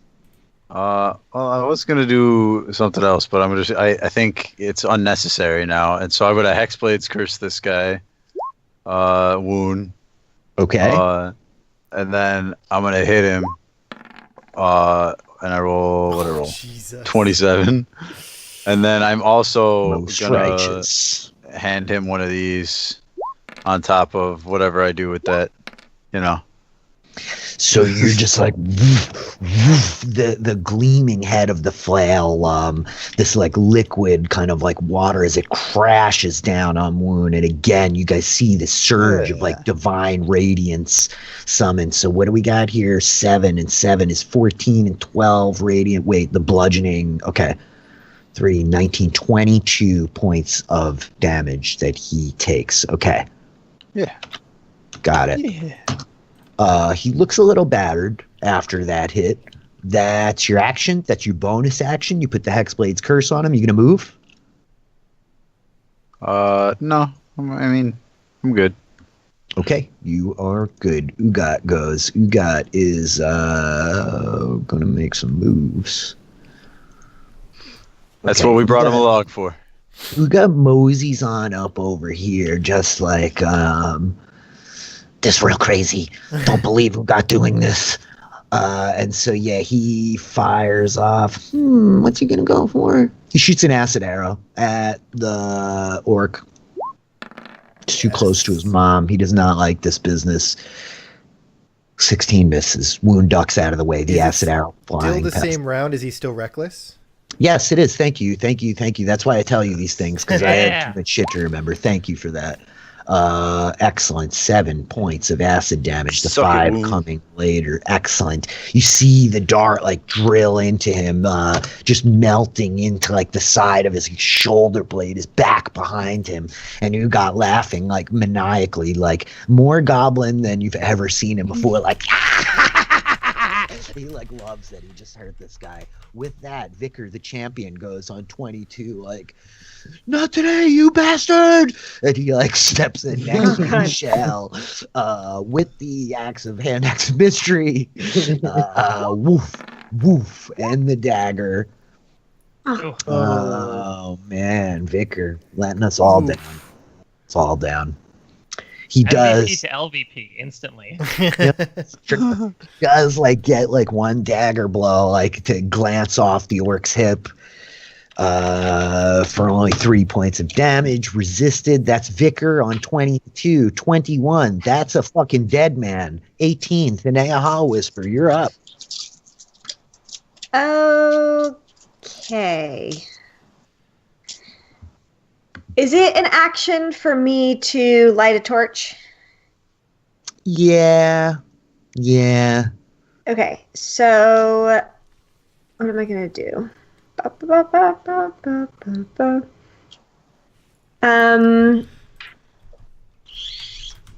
I am going to do my move out to here. And then I'm going to light a torch as an action. Okay. And then as a bonus action, I am going to use my bardic inspiration, or one of them, for tone. Okay, got it. Tone, you have an extra 1d6 that you can add to an attack roll or ability check if you would like to. Okie dokie. And what do you say to him to inspire him, Thinnea?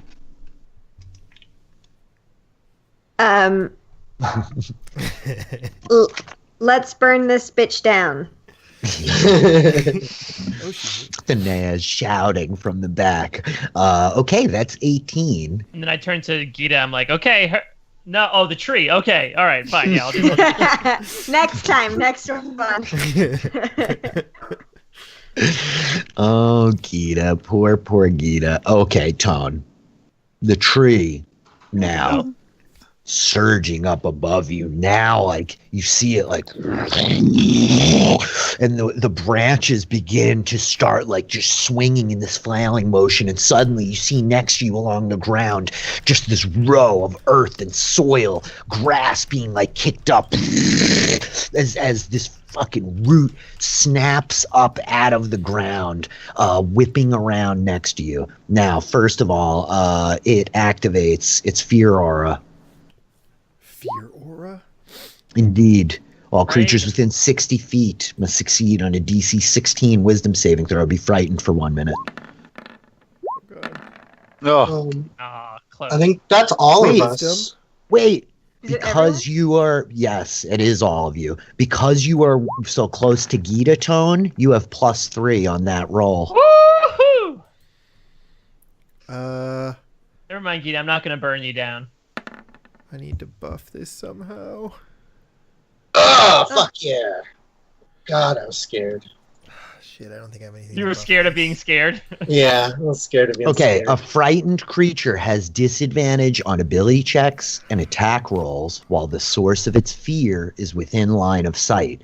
The creature can't willingly move closer to the source of its fear. You got it? So those of you who failed the saving throws, I will be rolling now for Gita herself. It's the tree? Indeed, it is the tree. So every single one of us, except Ryeth. Yeah, And Tone. Me and Ryeth are the only ones who can move towards Oh, the you tree. had it. basically. Oh, you got a +3, right? Oh yeah, okay, got it. And this is actually +3 to this roll. 17. Gita makes it. Ugat. This is not going to be great. Um, And they only have disadvantage on attack rolls against the tree, right? Not against wound.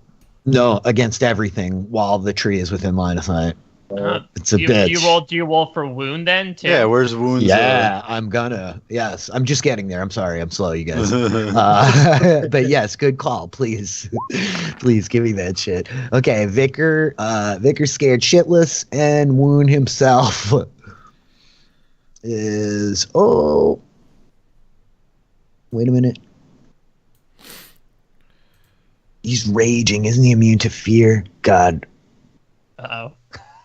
Advantage on strength takes a saving to resistance bludgeoning injury for 1 minute.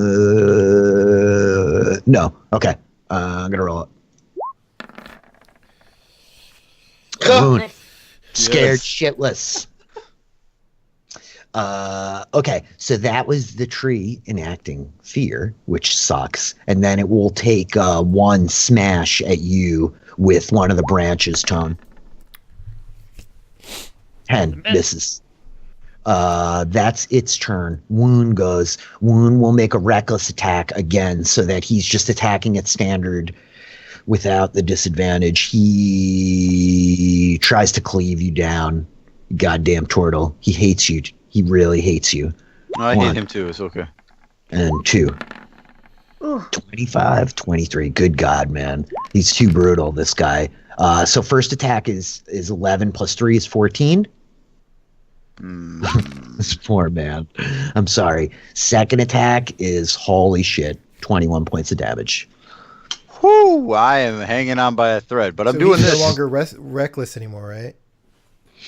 No, those are just flat attacks. Like, he did go reckless again. He made reckless attacks this round. So attacks against him that are at disadvantage will be normal, in other words. Like, he's just taking normal attacks. All right, guys. I have 4 health. Ooh. Ralph, save him. Ooh. 18. He makes a save. He takes 5 points of fire damage. Hold on.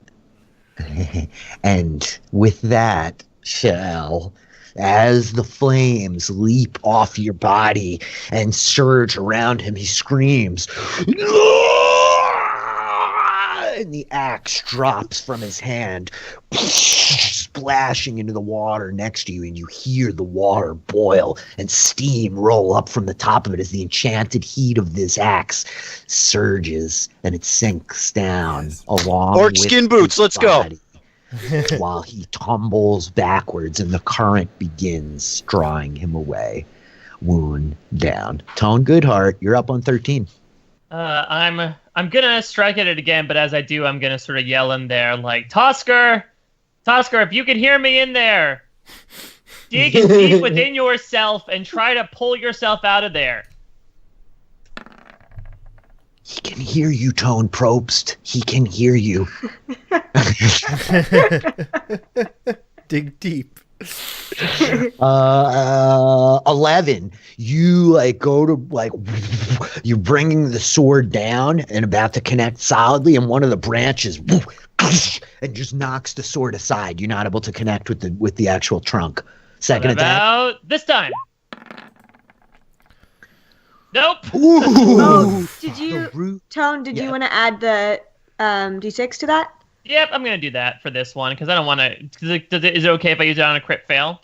It's the same difference. You rolled a 1, so I'm going to be a pain in the balls anyway. I'm really sorry, Tone. Just save it, in other words. If you want, you can add it to the first roll and see if you hit his AC. Save it. Save it. Yeah.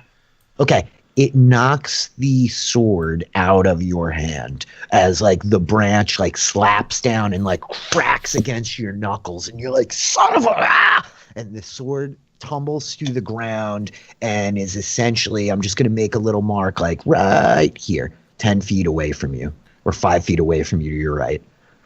That's your 2 attacks. You have a bonus action and movement. I'm going to use my flurry of blows. I'm going to try to knock a tree prone. It's highly unlikely, but go for it. The flurry of blows can't hurt. 18 hits. Okay. And I'll make my other one, and then it has to make a dex save.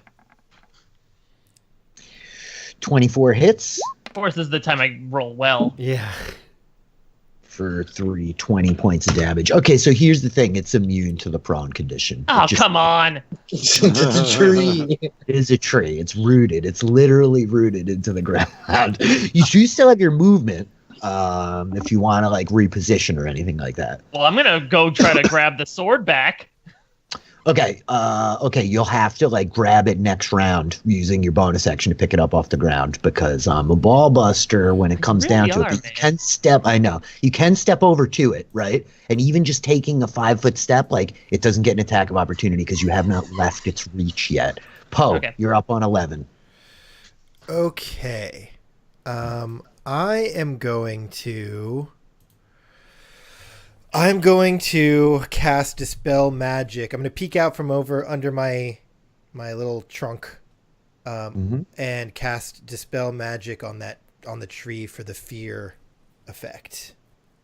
Okay, so this is interesting. What you're going to do is dispel within an area, and you're dispelling the fear effect within an area, right? In other words, you're not targeting the tree, you're targeting all the people who are whatever affected. Magical within range. Any spell 3rd level or when the target ends. Okay, I'll give it to you. The fear ends on all of you. None of you are frightened any longer. Nice. Excellent. I am no longer scared of you, tree. And I'll just move next to Thinnea over here, and I've got a bonus action. Heal me. The old man is fucking bleeding badly. You can see these horrible searing burns on his body from where the axe landed. 7 health back when Wound died. Yeah, good call. You have to a nice 11. Yeah, I'm sitting pretty. Can't heal you. I don't have a bonus action for that right now. Okay. So I will. Fuck.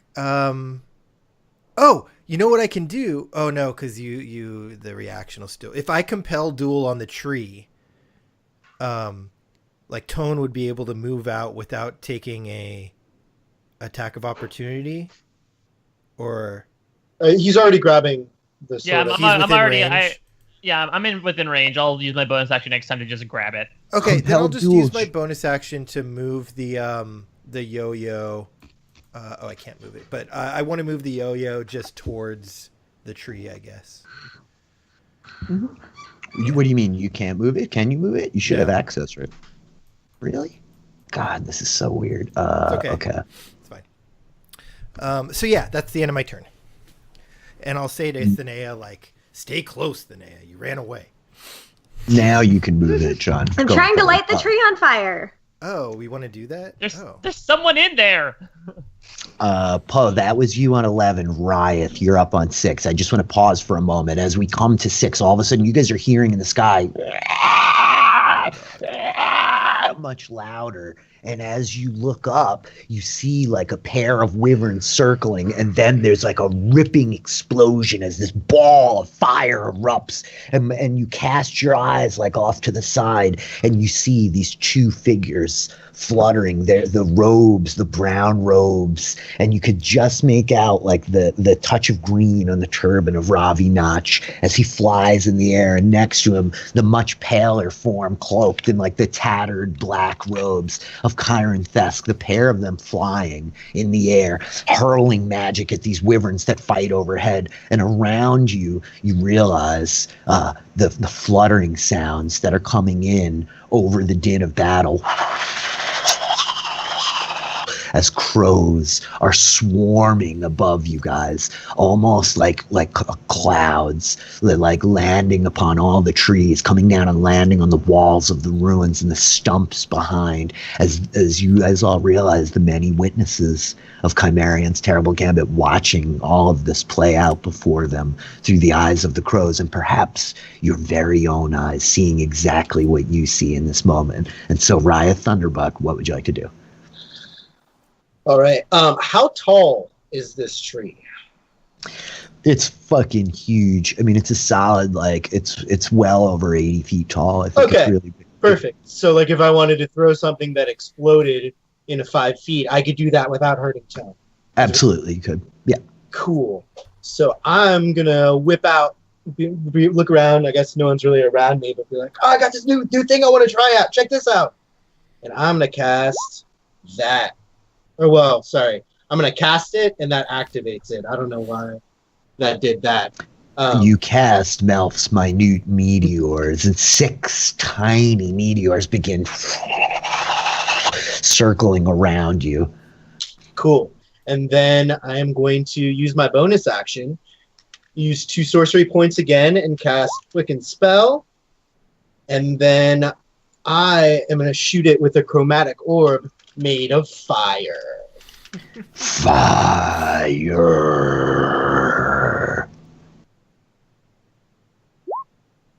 Okay, 19 hits.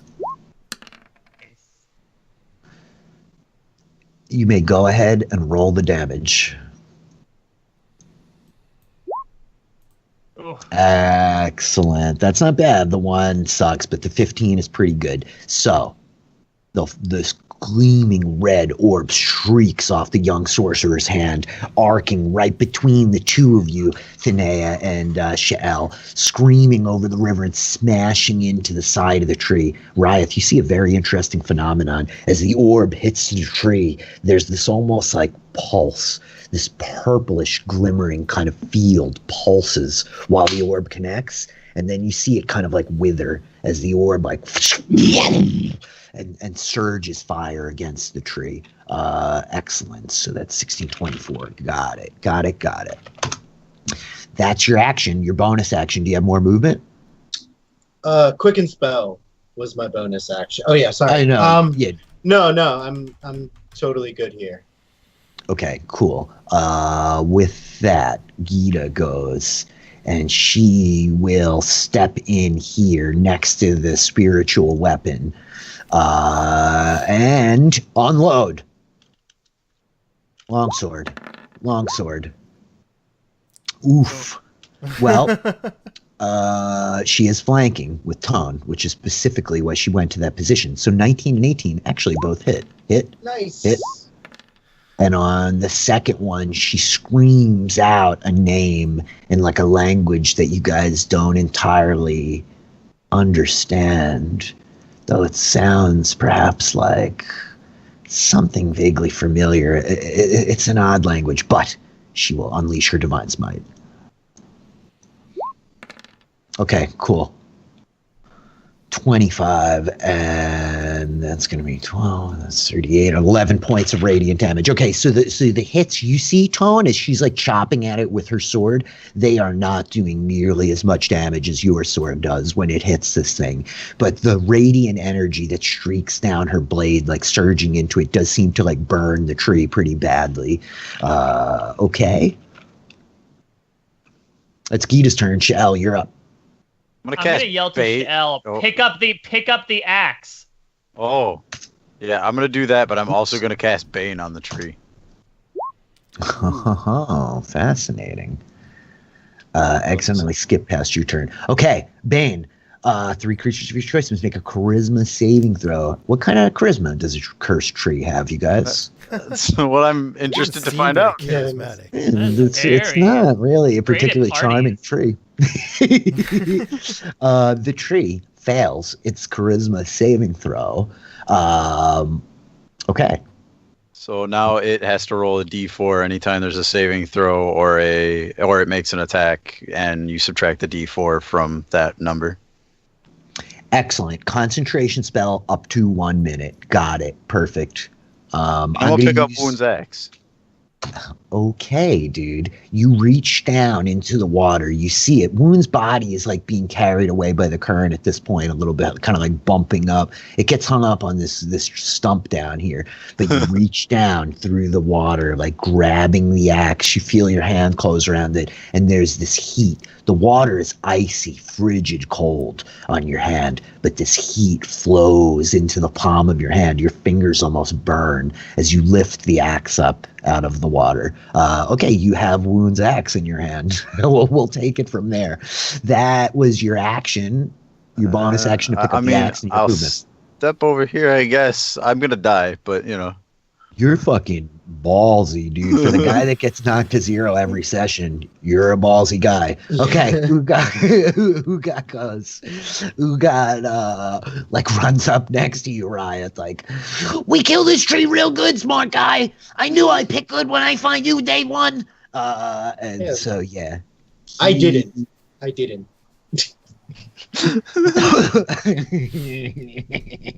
He casts another acid arrow at the tree.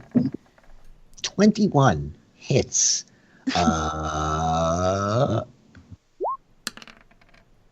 Okay, it will do normal damage.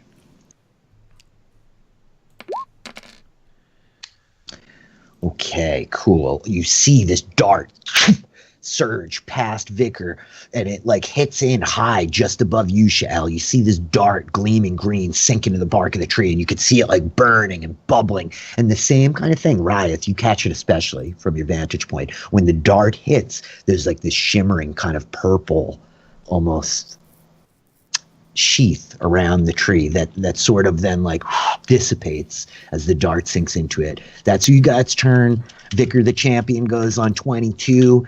He charges through the river and comes like running up next to you, Shael, like, you don't look that good, old man. And he swings in with the hand axe of mystery, stabbing. Well, you're not getting a second date.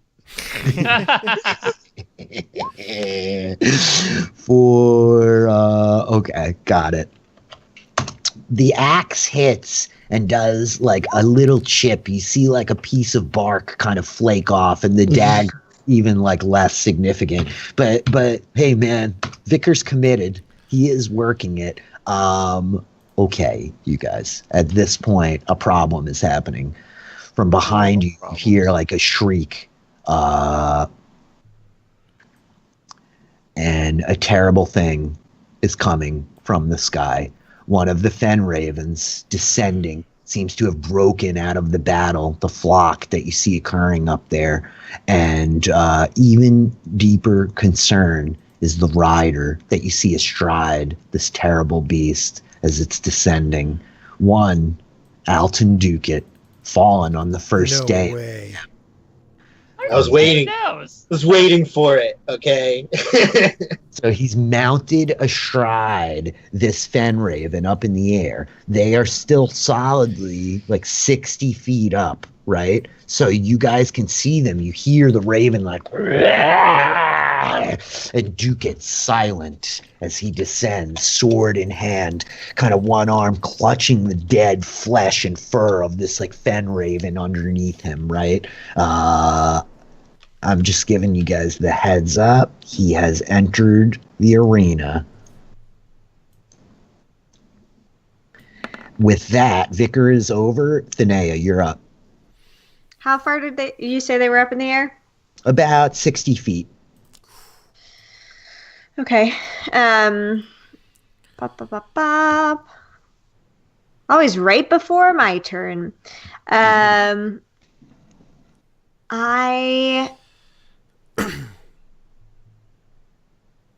My cat's sitting next to me snoring, and like it's really weirding me out. I'm like, who's making that noise? Are you guys falling asleep? Wake up.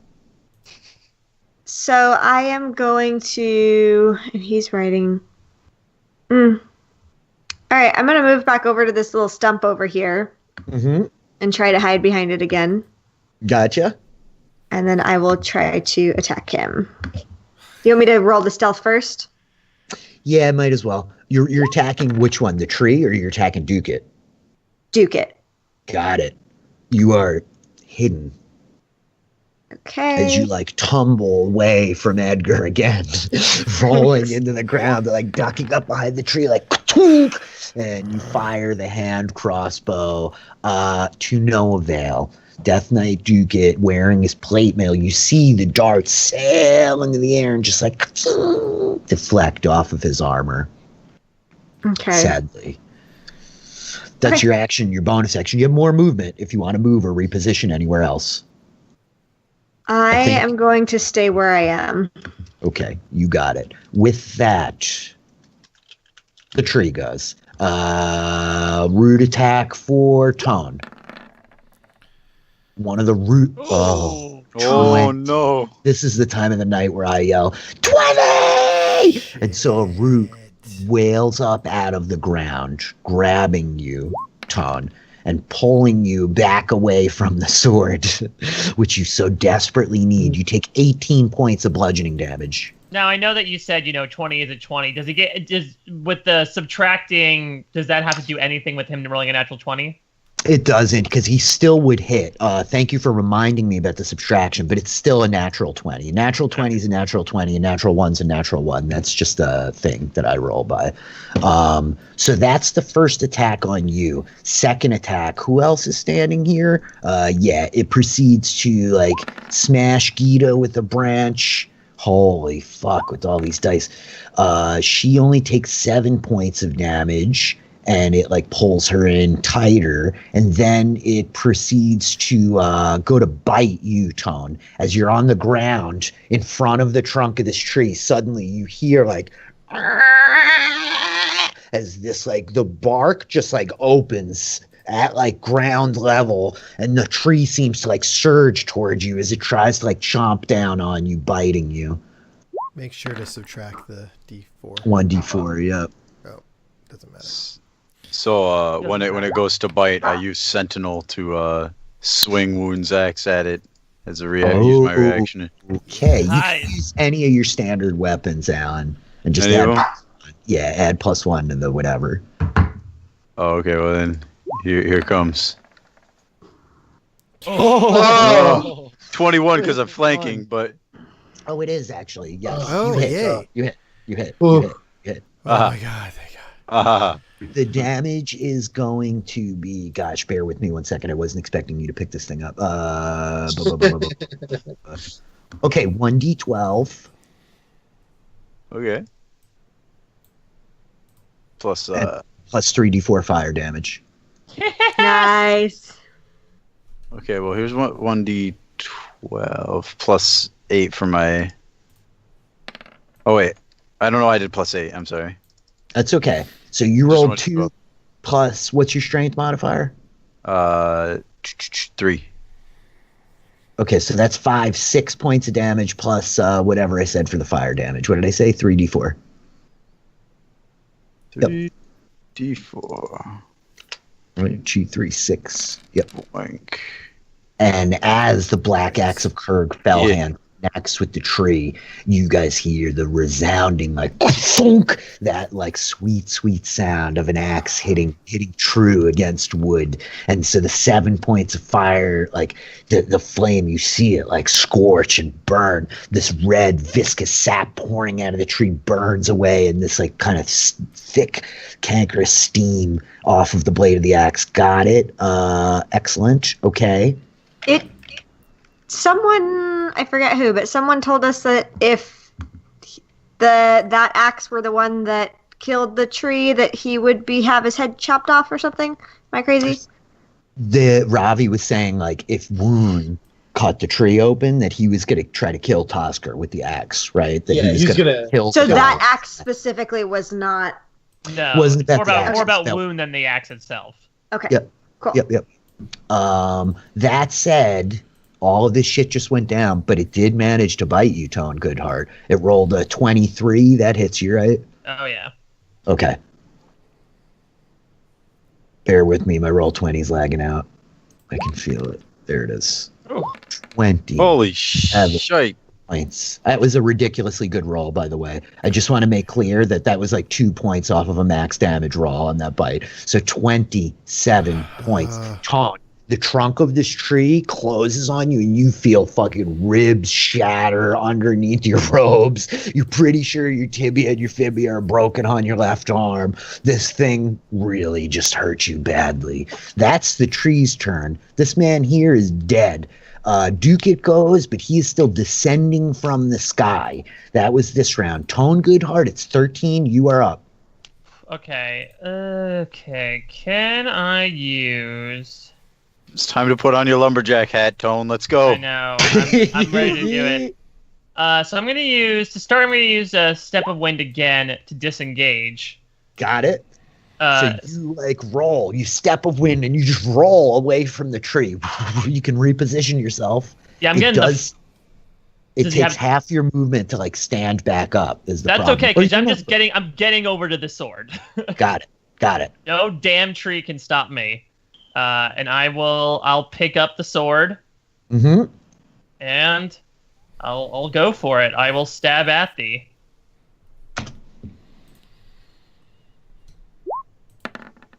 Stabba. 26. There we go. Hits. Again, the black blade slicing easily, like cutting through butter. Roll. Okay, 12. Nice. That's one. Second attack. Okay, one more time. The black sword 22. like spinning in the elf's hands. You cleave down again and hit. Roll damage for 15. That is what we call revenge. The second chop, you like slice in and then like spin the sword and slice against that same part, and literally this wedge of wood just slips, falling out the side of the tree. And suddenly you can see like from within it this dim kind of greenish light glowing. How many licks does it take to get to the center of a Tootsie Roll tree? That's your 2 attacks. You have a bonus action, or you just step to the wind. Yeah, so I'm good. Right. Okay, cool. Poe, 11, you're up. Okay. I am You're friends going with to run right next to Thinnea again. Use Okay. my movement. And then I am going to, with my action, how far, like, I don't know geometry well enough. He's 40 feet and however high. I've got 120-foot range. He's only about like 10 feet off the ground now. Okay. He spent last round like descending, right? So like he's low over the ground now, like moving towards you guys. I'm going to hit him with a guiding bolt. Okay. So I'm going to call up to Deimos and say, light this sucker up. And you're going for Duke it, right? Not the Yeah, Fen Raven. Duke it, not the 24 Fen hits. You got it. Hits, man. The gleaming bolt. What color is it? What are you? You're Deimos or Phobos It's right now? Deimos right now. All Deimos, all over the place. It's Right, so it's fiery just goodness. the gleaming, bright, fiery sun hits it, and he is like gleaming with sunlight. 14 points of radiant damage. Next attack against him has advantage. Got it. Okay, and does that do anything to like try to knock him off the Fenraven, or I don't know. Anyway, so if it doesn't, I don't really care. I'm going to, with my bonus action, bring up Shield of Faith on myself, and and then I'll say, Deimos, shield me from these guys, and bring it up. Man, playing with fire. Okay, so he has, I'm going to mark him. He has advantage on the next attack roll as he is glowing against him, as he is glowing. Ryeth, you're up on 6. All right, so That's like, not that guy again. I hate that guy. yeah, I think that guy, he sacrificed herself. We gotta get him, and I'm gonna shoot a fucking lightning bolt at him and his stupid mount. Yeah. And him and his stupid mount. Ooh. Ooh, this will be good. Nice. Wow. Okay, cool. Let me just double check. I got to double check on my stuff. Ooh, look at that. That does suck. Okay, deck save.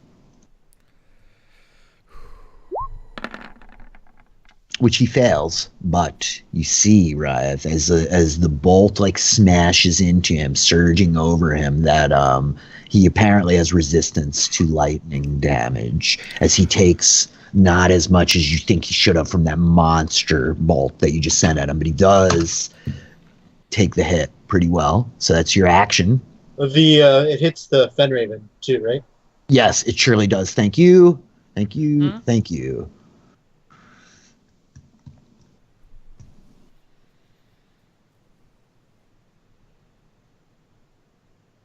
I'm sorry, you guys, my roll 20's lagging out, maybe because I have 55 things up, right? Okay, deck save for him, and yep, awesomeness.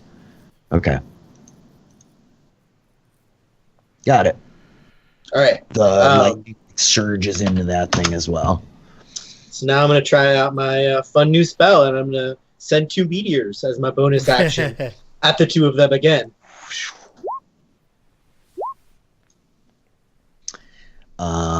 One for each. Well, it explodes in a 5-foot Oh, radius. yeah. It does. You're right. Yep.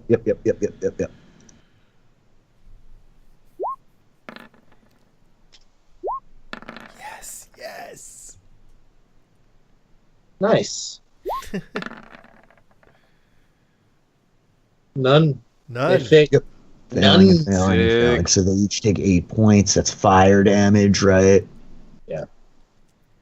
Yeah, this jerk also resistant to fire damage. The Fenraven is not. Death Knights are a real pain in the ass. Okay.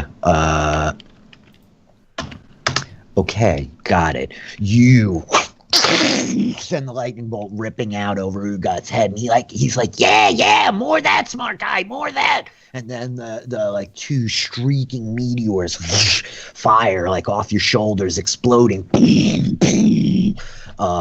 And still above, you guys hear like mirroring Ryeth spells, another fireball explode above you, and suddenly next to you, like crashing into the ground, the body of like a dead wyvern just hurtles down and out of nowhere, smashing off this rock and like bashing into the ground next to you. Blood like turf spraying up into the air against your back, Ryeth, as you're like, okay, that's Ryeth's turn. You have movement as well. Yeah, I'm gonna be like, Ugot, don't let him fucking get close. And I'm gonna take off 30 feet in this direction as far as you go. He's like, wait, where are you? He like, you see him frantically looking around like, oh, this is not such a good plan. Okay, that's Ryeth. On 6, Gita goes. Gita like is looking from you two like, you idiots have the important weapons. You cannot die. And so she's going. I know. Yeah. in. She steps in towards you, Shell. Oh, thanks. A little bit closer. Yeah, she just likes you better. She's a jerk like that. So as her action, she's going to lay on hands. She gives you back 35 hit points. She's going to blow the whole load. Woo! Nice. Thank God. And as her bonus action, let me just double check here. I'm sorry, bear with me 1 second, you guys. No, can't do that. No. Okay, so she's got nothing else to do for her bonus action. She's standing next to you. You are healed. Shell, you're up. All right. I'm going to hit it with the axe again, because that seems like the best option as of right now. 28 hits. So it's 1d12 plus your strength plus 1. What is that? Plus 4? 1d12 plus 4. So that's 13, and then 3d4 on the fire. Yes. Again, it's this resounding, thunking sound of an axe biting into hardwood as you cleave down into this thing, and you see it like burn on top of it while the heat off this blade surges into it. Okay, that's smite it. Yes. Smite the tree. And the power of the Leviathan surges through this axe blade, burning it with like radiant energy on top of everything else. Awesome. That's your action. You have a bonus action? Nothing that I can use right now, I think. So I think I'm good. Okay, cool. Let's Shell. Who got... Oh, geez, man. This is terrible. This real terrible, you guys. You got, man.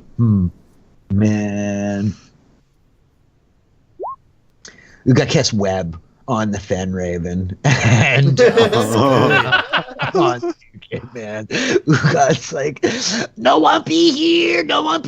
Why you leave me, smart guy? And so yeah, he throws out this like webbing over here. What is it? 20-foot cube. The webs fill a 20-foot cube in the point of the river. Difficult terrain, anchored, 2 trial masses. Okay, cool. So essentially, like anchor him to that tree. Yep. That's awesome. It's like the Spider-Man thing across the river. Yep, it is. He's putting it like here. These webs appear, locking up the Fen Raven, and Ugot runs like a motherfucker and like dives behind the dead wyvern, like he's cowering behind it, like no longer laughing maniacally. Goblin up, Ugot, goblin up. You need some lessons with this champion over here, Vicar. Vicar the Destroyer goes. Hand axe of mystery, dagger attack as he stabs in feebly, like just chipping away. Dagger's awesome. I know, dude lands his dagger attacks, right? Okay, that's very barely any damage, but still, he's chipping, man. He's cutting toothpicks off this guy every round. He is. He's doing his work. That is good, Vicar. Yeah. Thinnea Hallowwhisper on 18. You, ma'am, are up. Okay. I am going to do my regular thing. So I'm going to try to hide. Yes. Got it. And then I will do the crossbow. At advantage. Mm-hmm. Doesn't matter. Yeah, hits. That bastard you get for 15 plus. Did it not go through? Oh, sorry, I didn't do the crossbow. Yeah, the actual crossbow damage. And another 11. Nice. Nice, sister. That is a good shot. And you fire the dart, like charging, ripping through like some of the webs and sinking into the plate mail. You hear like the plate mail like punch in as the dart like sinks into his body. Got it. Okay. It's a mean tree. It's a mean tree's turn. This here mean tree, it's got to subtract a bunch of shit because it's baned, but it turns and is going to attack the thing with the fiery axe, which is horrible and burns, and it hates it. 19 No. minus. Yeah. No, I have to roll Crazy. 1d4. Yeah, it's subtract. Oh yeah, subtract it. Yeah. He's gonna do it. Yes. Minus 2, 17. Does that hit Shell? No. Excellent. So, Yes. second attack. A root rips up out of the ground underneath you, Shell, and like snaps at you, launching at you. Oh. I'll roll it. Just No, it doesn't hit.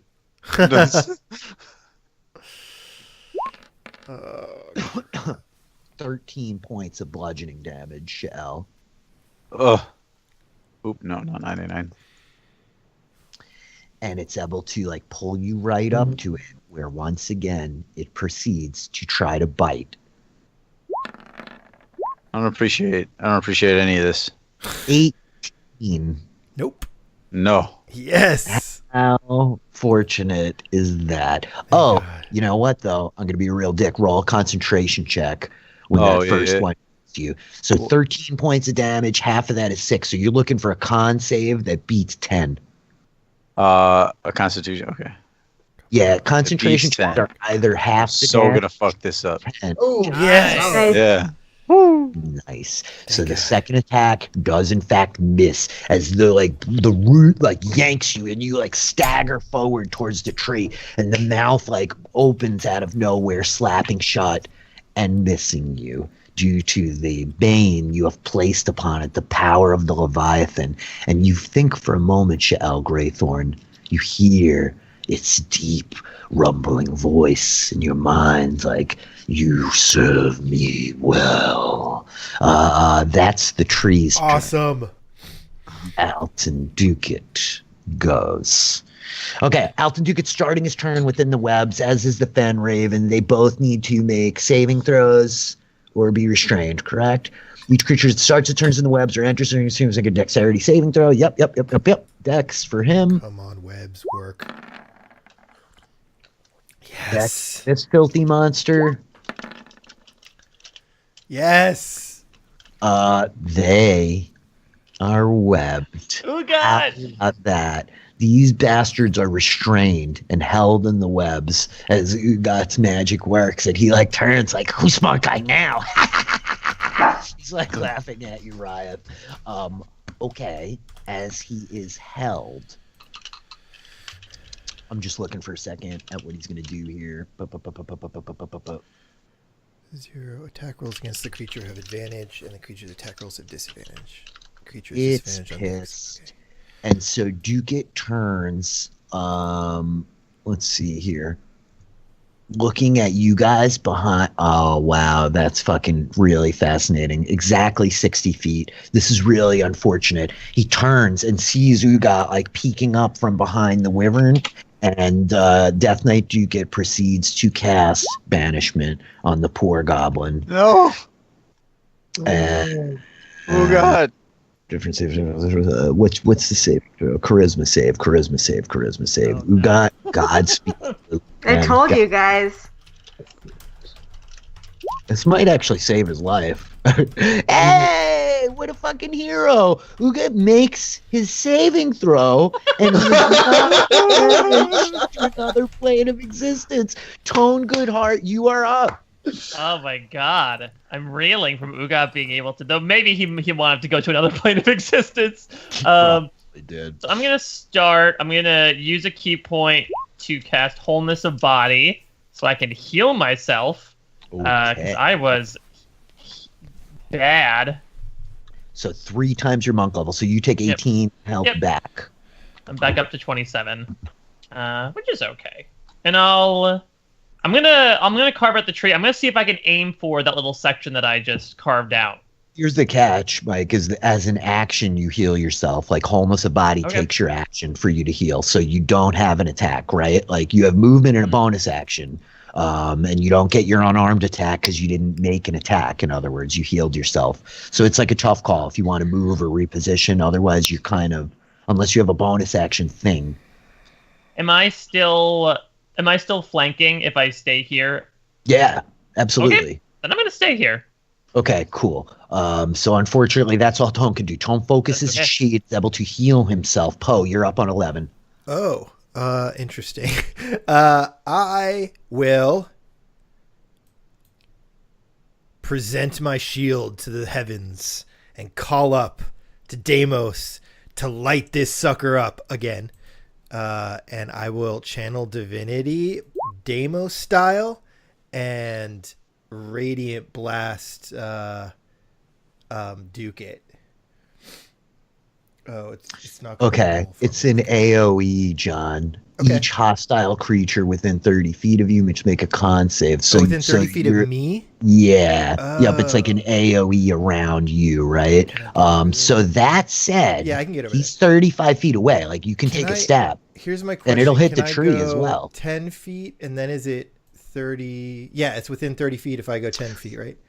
And what's interesting is that if you stay, check it out. If So you it's only stand in 15 this feet from where I position, am? if you stand in this position where you are right here, you'll hit the tree and you'll hit Duke it. Oh. Yeah, yes. I want to do that. I know you do. So, It's a great okay, thing to do. Great. So I will do that. So it's a con. What is it? Sorry, I'm reading it as we do Con it. save. Con Yep. save, and it's 2d10 plus 6, right? Mm-hmm. 2d10 plus 6. And the tree loses a D4 on its roll. Gotcha. Yep, it sure does. It doesn't matter anyway, right? What's the saving throw? Yep, it did fail. What's your save DC, John? 16? Yeah, I think so. Okay, so Yes. Duke it makes it okay, Duke it makes it. He Wait, takes is it 9. it's Yep. a con, it's not dex. Okay, cool. Duke it makes it. Got it. The rest of them take full damage, which is 18. Got Yep. it. And The then Fen Raven shrieks from within the fucking web. The tree looks a little beat up. okay. Well, that's interesting. So I'll turn around then and look at the tree getting beat up, and I'll just swing at it with my yo-yo as my bonus action. But that's supposed to be at a higher level. Doesn't change the attack matter. roll though, right? Yep. Yeah. So it misses, where it like cracks into the body of the tree, and it's just not able to like damage it through its thing. Cool. So you still have more movement. That's your Yeah. action. That's your bonus action. You good? I'll move back to Thinnea. I'll move the two things and go right back where I was. And Ryeth Thunderbuck, What's up? Storm Sorcerer. It is your turn. All right, let's do it. I'm gonna cast Magic Missile at Alton Ducat, Mm-hmm. Okay. and I'm actually gonna cast that at a 2nd level. Not bad. He's like all tangled up in these webs, pissed as hell. 13. The magic missiles come like surging into him. Okay, got it. He looks in not great shape. That's your action. Bonus action? My bonus action, I'm gonna turn to the tree and send 2 meteors at it. Got it. You put him up high, right? Yep. Yep. Got it. Okay. As you hit the tree with the meteors, though. Okay. So the first one, you see the purple, like, and the meteor vanishes and disappears. What? The second one, however, is a hit. It rolls a save, which is fucking terrible because it's a tree, so it's dexterity. Sucks. That's what it gets for not getting being able to get knocked prone. Precisely. It's hysterical because it's like one of the 3 things it's immune to is being knocked prone. It takes 120, or it's down 128 hit points in case anyone out there is keeping track. But it has absorbed one of your meteors, whatever the fuck it's going to do with that. Who knows? But okay, cool. All right, and then I'm gonna move even further away from Alton Ducat. Actually, how deep is this water? Can I like wade through the water? It's difficult terrain, but you can wade through it. Yeah, it's only like a waist deep, right? But so that 5-foot box will cost you 10, right? All right, yeah. So I'll put myself just over a little further on the other side of the river over here. Mm-hmm. That feels good. Maybe even there. Glancing at you. Why you keep running? Okay, so Gita goes here. She just freaking unloads, right? What the heck else she gonna do? 20! Yeah, Gita for 17 and Hell yeah. 23 altogether, and she'll dump another smite into him as well. Yay! Go Gita. Okay. Got it. 17, 23. She didn't dump the smite on the crit? Yeah, good point. Thank you. She would have. I'm just not being optimized because, NPCs. Yeah, no, it's okay. Yep. This is why we brought them all along. Exactly. They get Duke stuck in webs and they smite trees. Yeah. Honestly, like, your tactics paid off well, you guys. You rolled deep through this shit show. Okay. That's her turn. Shell, you're up. She just is like wildly like chopping away at these areas that like you've been hitting, Shell. Okay, you're up. I think what I want to do is I want to step away from the tree, hopefully not die. And step to, where was that 30-foot spot? Step to right here, and then I'm going to recast Bane since it can be on 3 targets and aim for the Fenraven and Duke it as well. Nice. Oh, that's hilarious. Okay, what am I rolling? I get an attack of opportunity from the tree though. No, you actually don't. It's interesting. Oh, that's amazing. Yes. It's why their attack of opportunity mechanics are so strange. So, Duke fails. And is now He's failing a lot. This is good. He's going to fail more now. Yeah, what a doofus.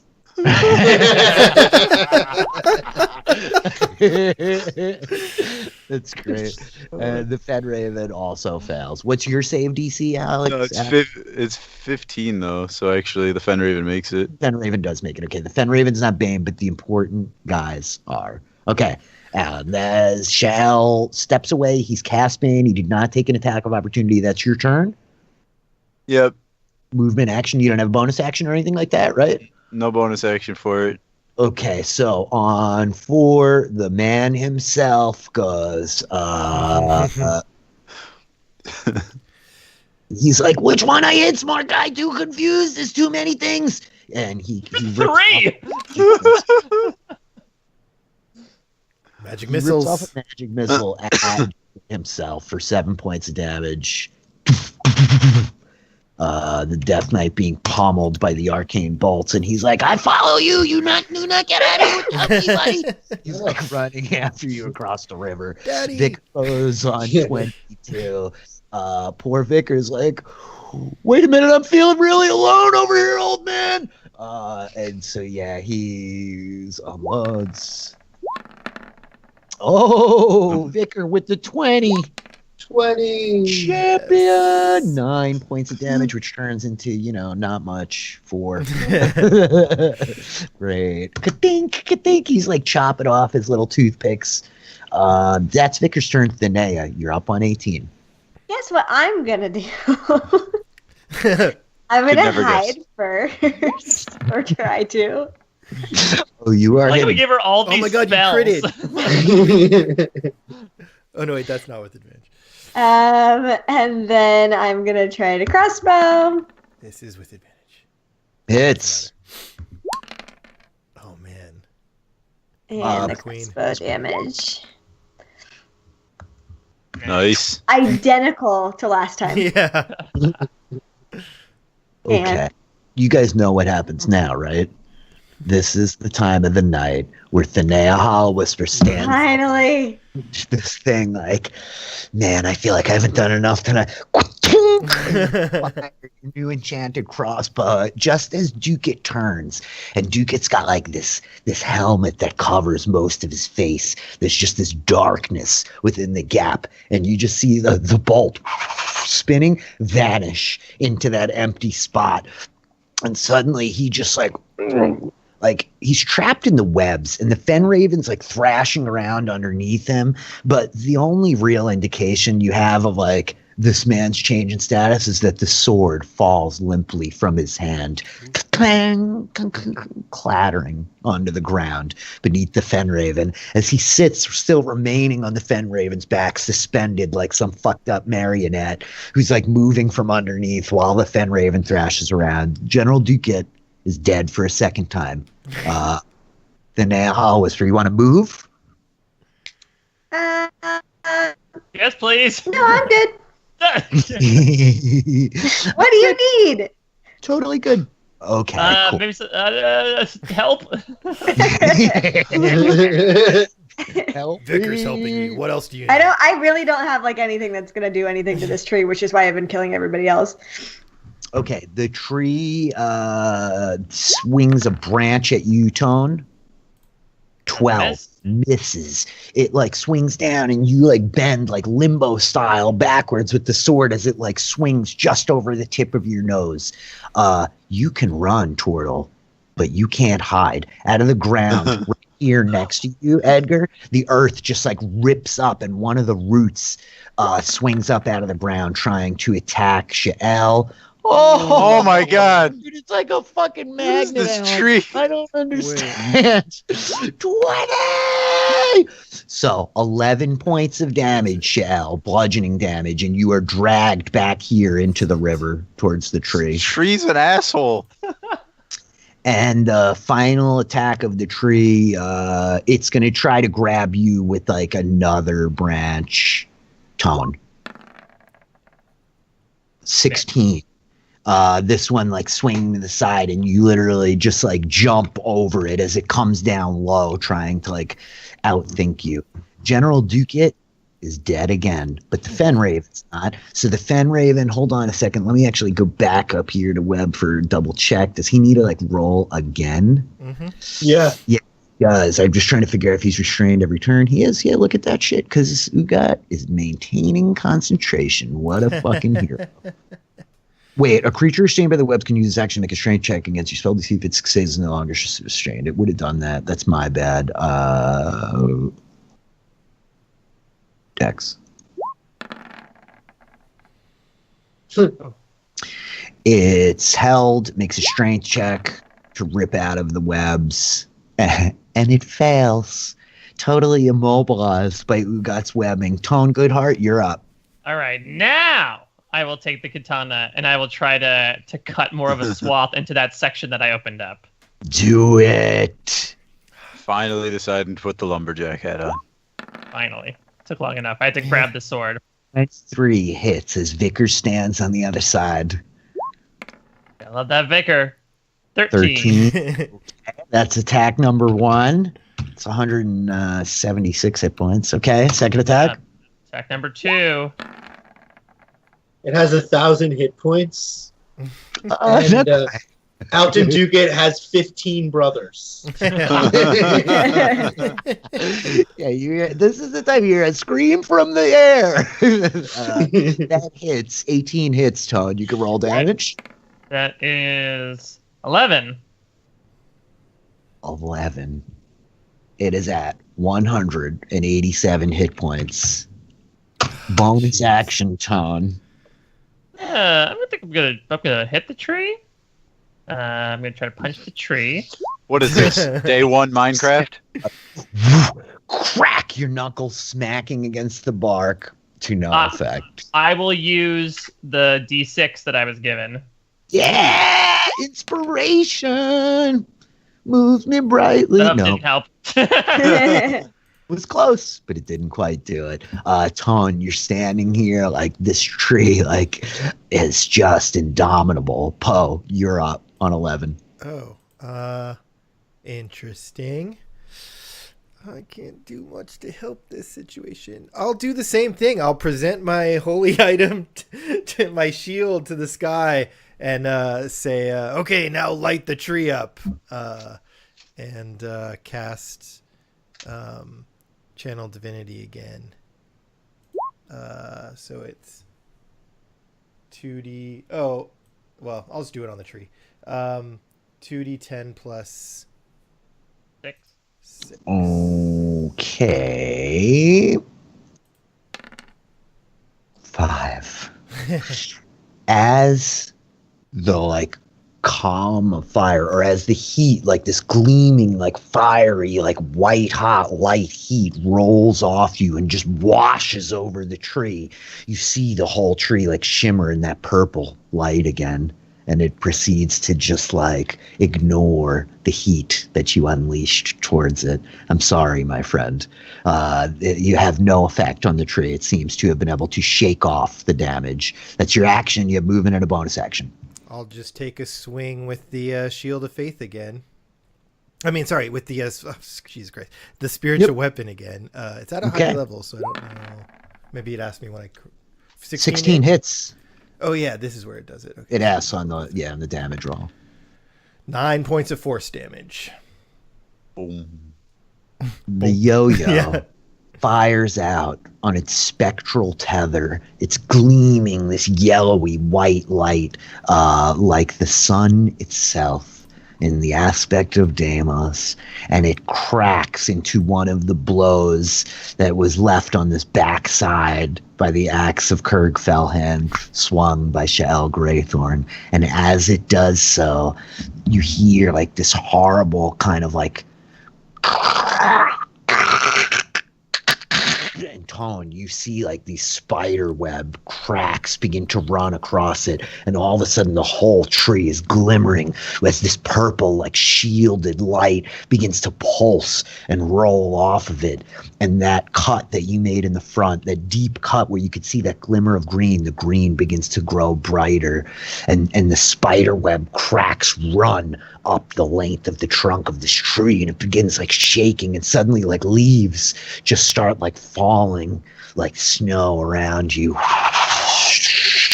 cascading, and the tree like just shaking wildly, like explodes. Tone, roll a dex saving throw. If I get hit by wooden shrapnel. Yeah. That's how we all died. Ooh, not good. Well, I guess 16 with advantage. You don't have advantage, unfortunately. This guy here failed. You rolled a 12. Vicar, 15. Vicar's on the ground, man. You and Gita, though, do catch a ton of wooden shrapnel as the tree explodes. Oof. Oh, I thought I accidentally rolled 3d20. I thought that would really scare you. I did! That scared me. Oh, Jesus. It's only 15 points of piercing damage as wooden shrapnel blasts apart, and the tree is gone. The tree hath exploded. And what you see is like this green sort of chrysalis, almost like a cocoon, sitting there. And the more you guys look at it for a moment in these instants, immediately afterwards you realize like it almost looks like a seed, right? And so with that, Poe, you're up. Ryeth, Thunderbuck, you're up on 6. There's still a Fenraven trapped in the web. All right. Well, I don't really want to use fire because that would be bad. So I'm going to shoot it with a chromatic orb made of lightning. Okay. Do it. You miss. It hits the Fenraven to no effect. That's your action. You have a bonus action.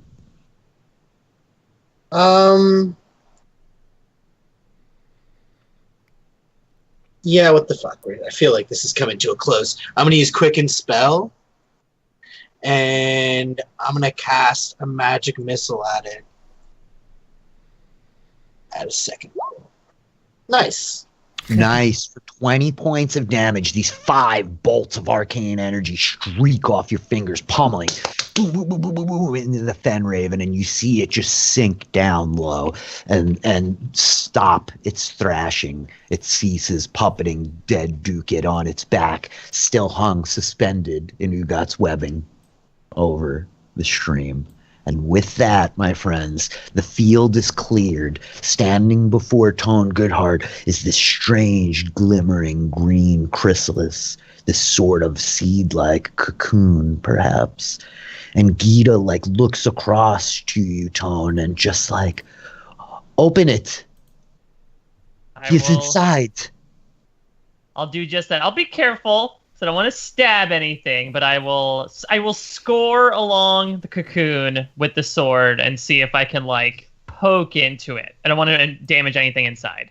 Okay, so you very gently, with just the tiniest edge of the sword, drag it down. And despite John Locke's advice, you assist this being, and suddenly the cocoon, like, you see these furry fingers, these, like, green furry fingers pulling from the inside, and they begin to, like, slide down as the hands move, and the cocoon, like, rips open and sort of, like, breaks apart into these ethereal motes of this green light that, like, glimmers falling down to the ground around you. And Tusker is standing here with you, this strange furred being, and you could see the strange wand that he holds tucked at the belt around this, like, weird kilt, and the skull's kind of wrapped in this belt around his waist. And the bird, like, sitting on his shoulder, it like, you see its eyes, like, blink once and then again, and it begins, like, slowly moving. And I think that's where we'll leave ourselves off for tonight, ladies and gentlemen. Sweet. Perfect. As he just, like, makes eye contact with you, Tone, and, like, and we'll see what he says next week. Oh. Yeah, you guys, that was great. That was really great. I just have to say, like, the evolution from the first time we sat down as a group and played, and which was not on a stream, and I threw a little dragon out there, and all of you guys ran in 5 separate directions off the map. It was 4 separate directions. I was going to kill it. Impressive. Like, this was really good. You guys kicked some major ass. Everyone did. Like, I know, Taryn, you're like, man, you missed a couple of shots, but you laid some hurt down on Duke. Like, turning on him early is good. You're, like, ranged weapon, like, huge on that. But that was really cool, you guys. Good job. Well played, my friends. Very fun. Solid. So for everyone watching live, we'll be back next week with Abrea before the campaign, which is the companion show to this. If you haven't already seen it, if this is our suspense thriller drama, that's our dramedy. So check that show out if you get a chance. You can also check everything out in the archives on YouTube. You can use the link to that in the channel feed. You can follow all of us on Twitter. All that information is in the channel feed as well. And coming soon, we've got a new show, Mage Academy. So we'll be teasing some stuff in the next couple of weeks, and we'll be launching in early to mid-May. So, it's already early May. But anyway, we'll be launching. For those of you guys that are mechanically minded, like RPG nerds out there, we're going to pick up Mage the Ascension. It's the old World of Darkness from the White Wolf line. The 20th anniversary edition came out a couple of years ago. It's one of my favorite games. It's very esoteric. It's very dense. It's arguably overly complex, but I love it for all those reasons. And so we're going to see if we can have a little bit of fun with that. Yeah, so stay tuned for all that stuff. And yeah, we'll be back in 2 weeks for the campaign and next week for Abrea. So anything else, guys, before we go?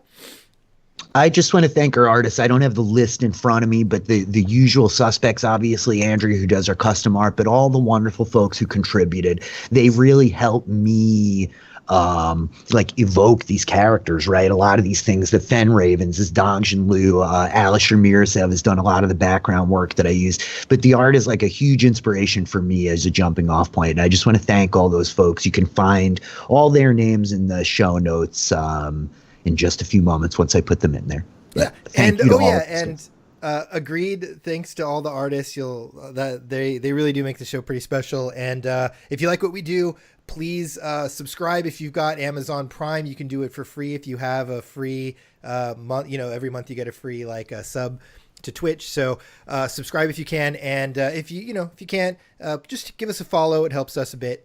So yeah, we'll be back. We'll be back next week with more content, guys. Bye, everybody.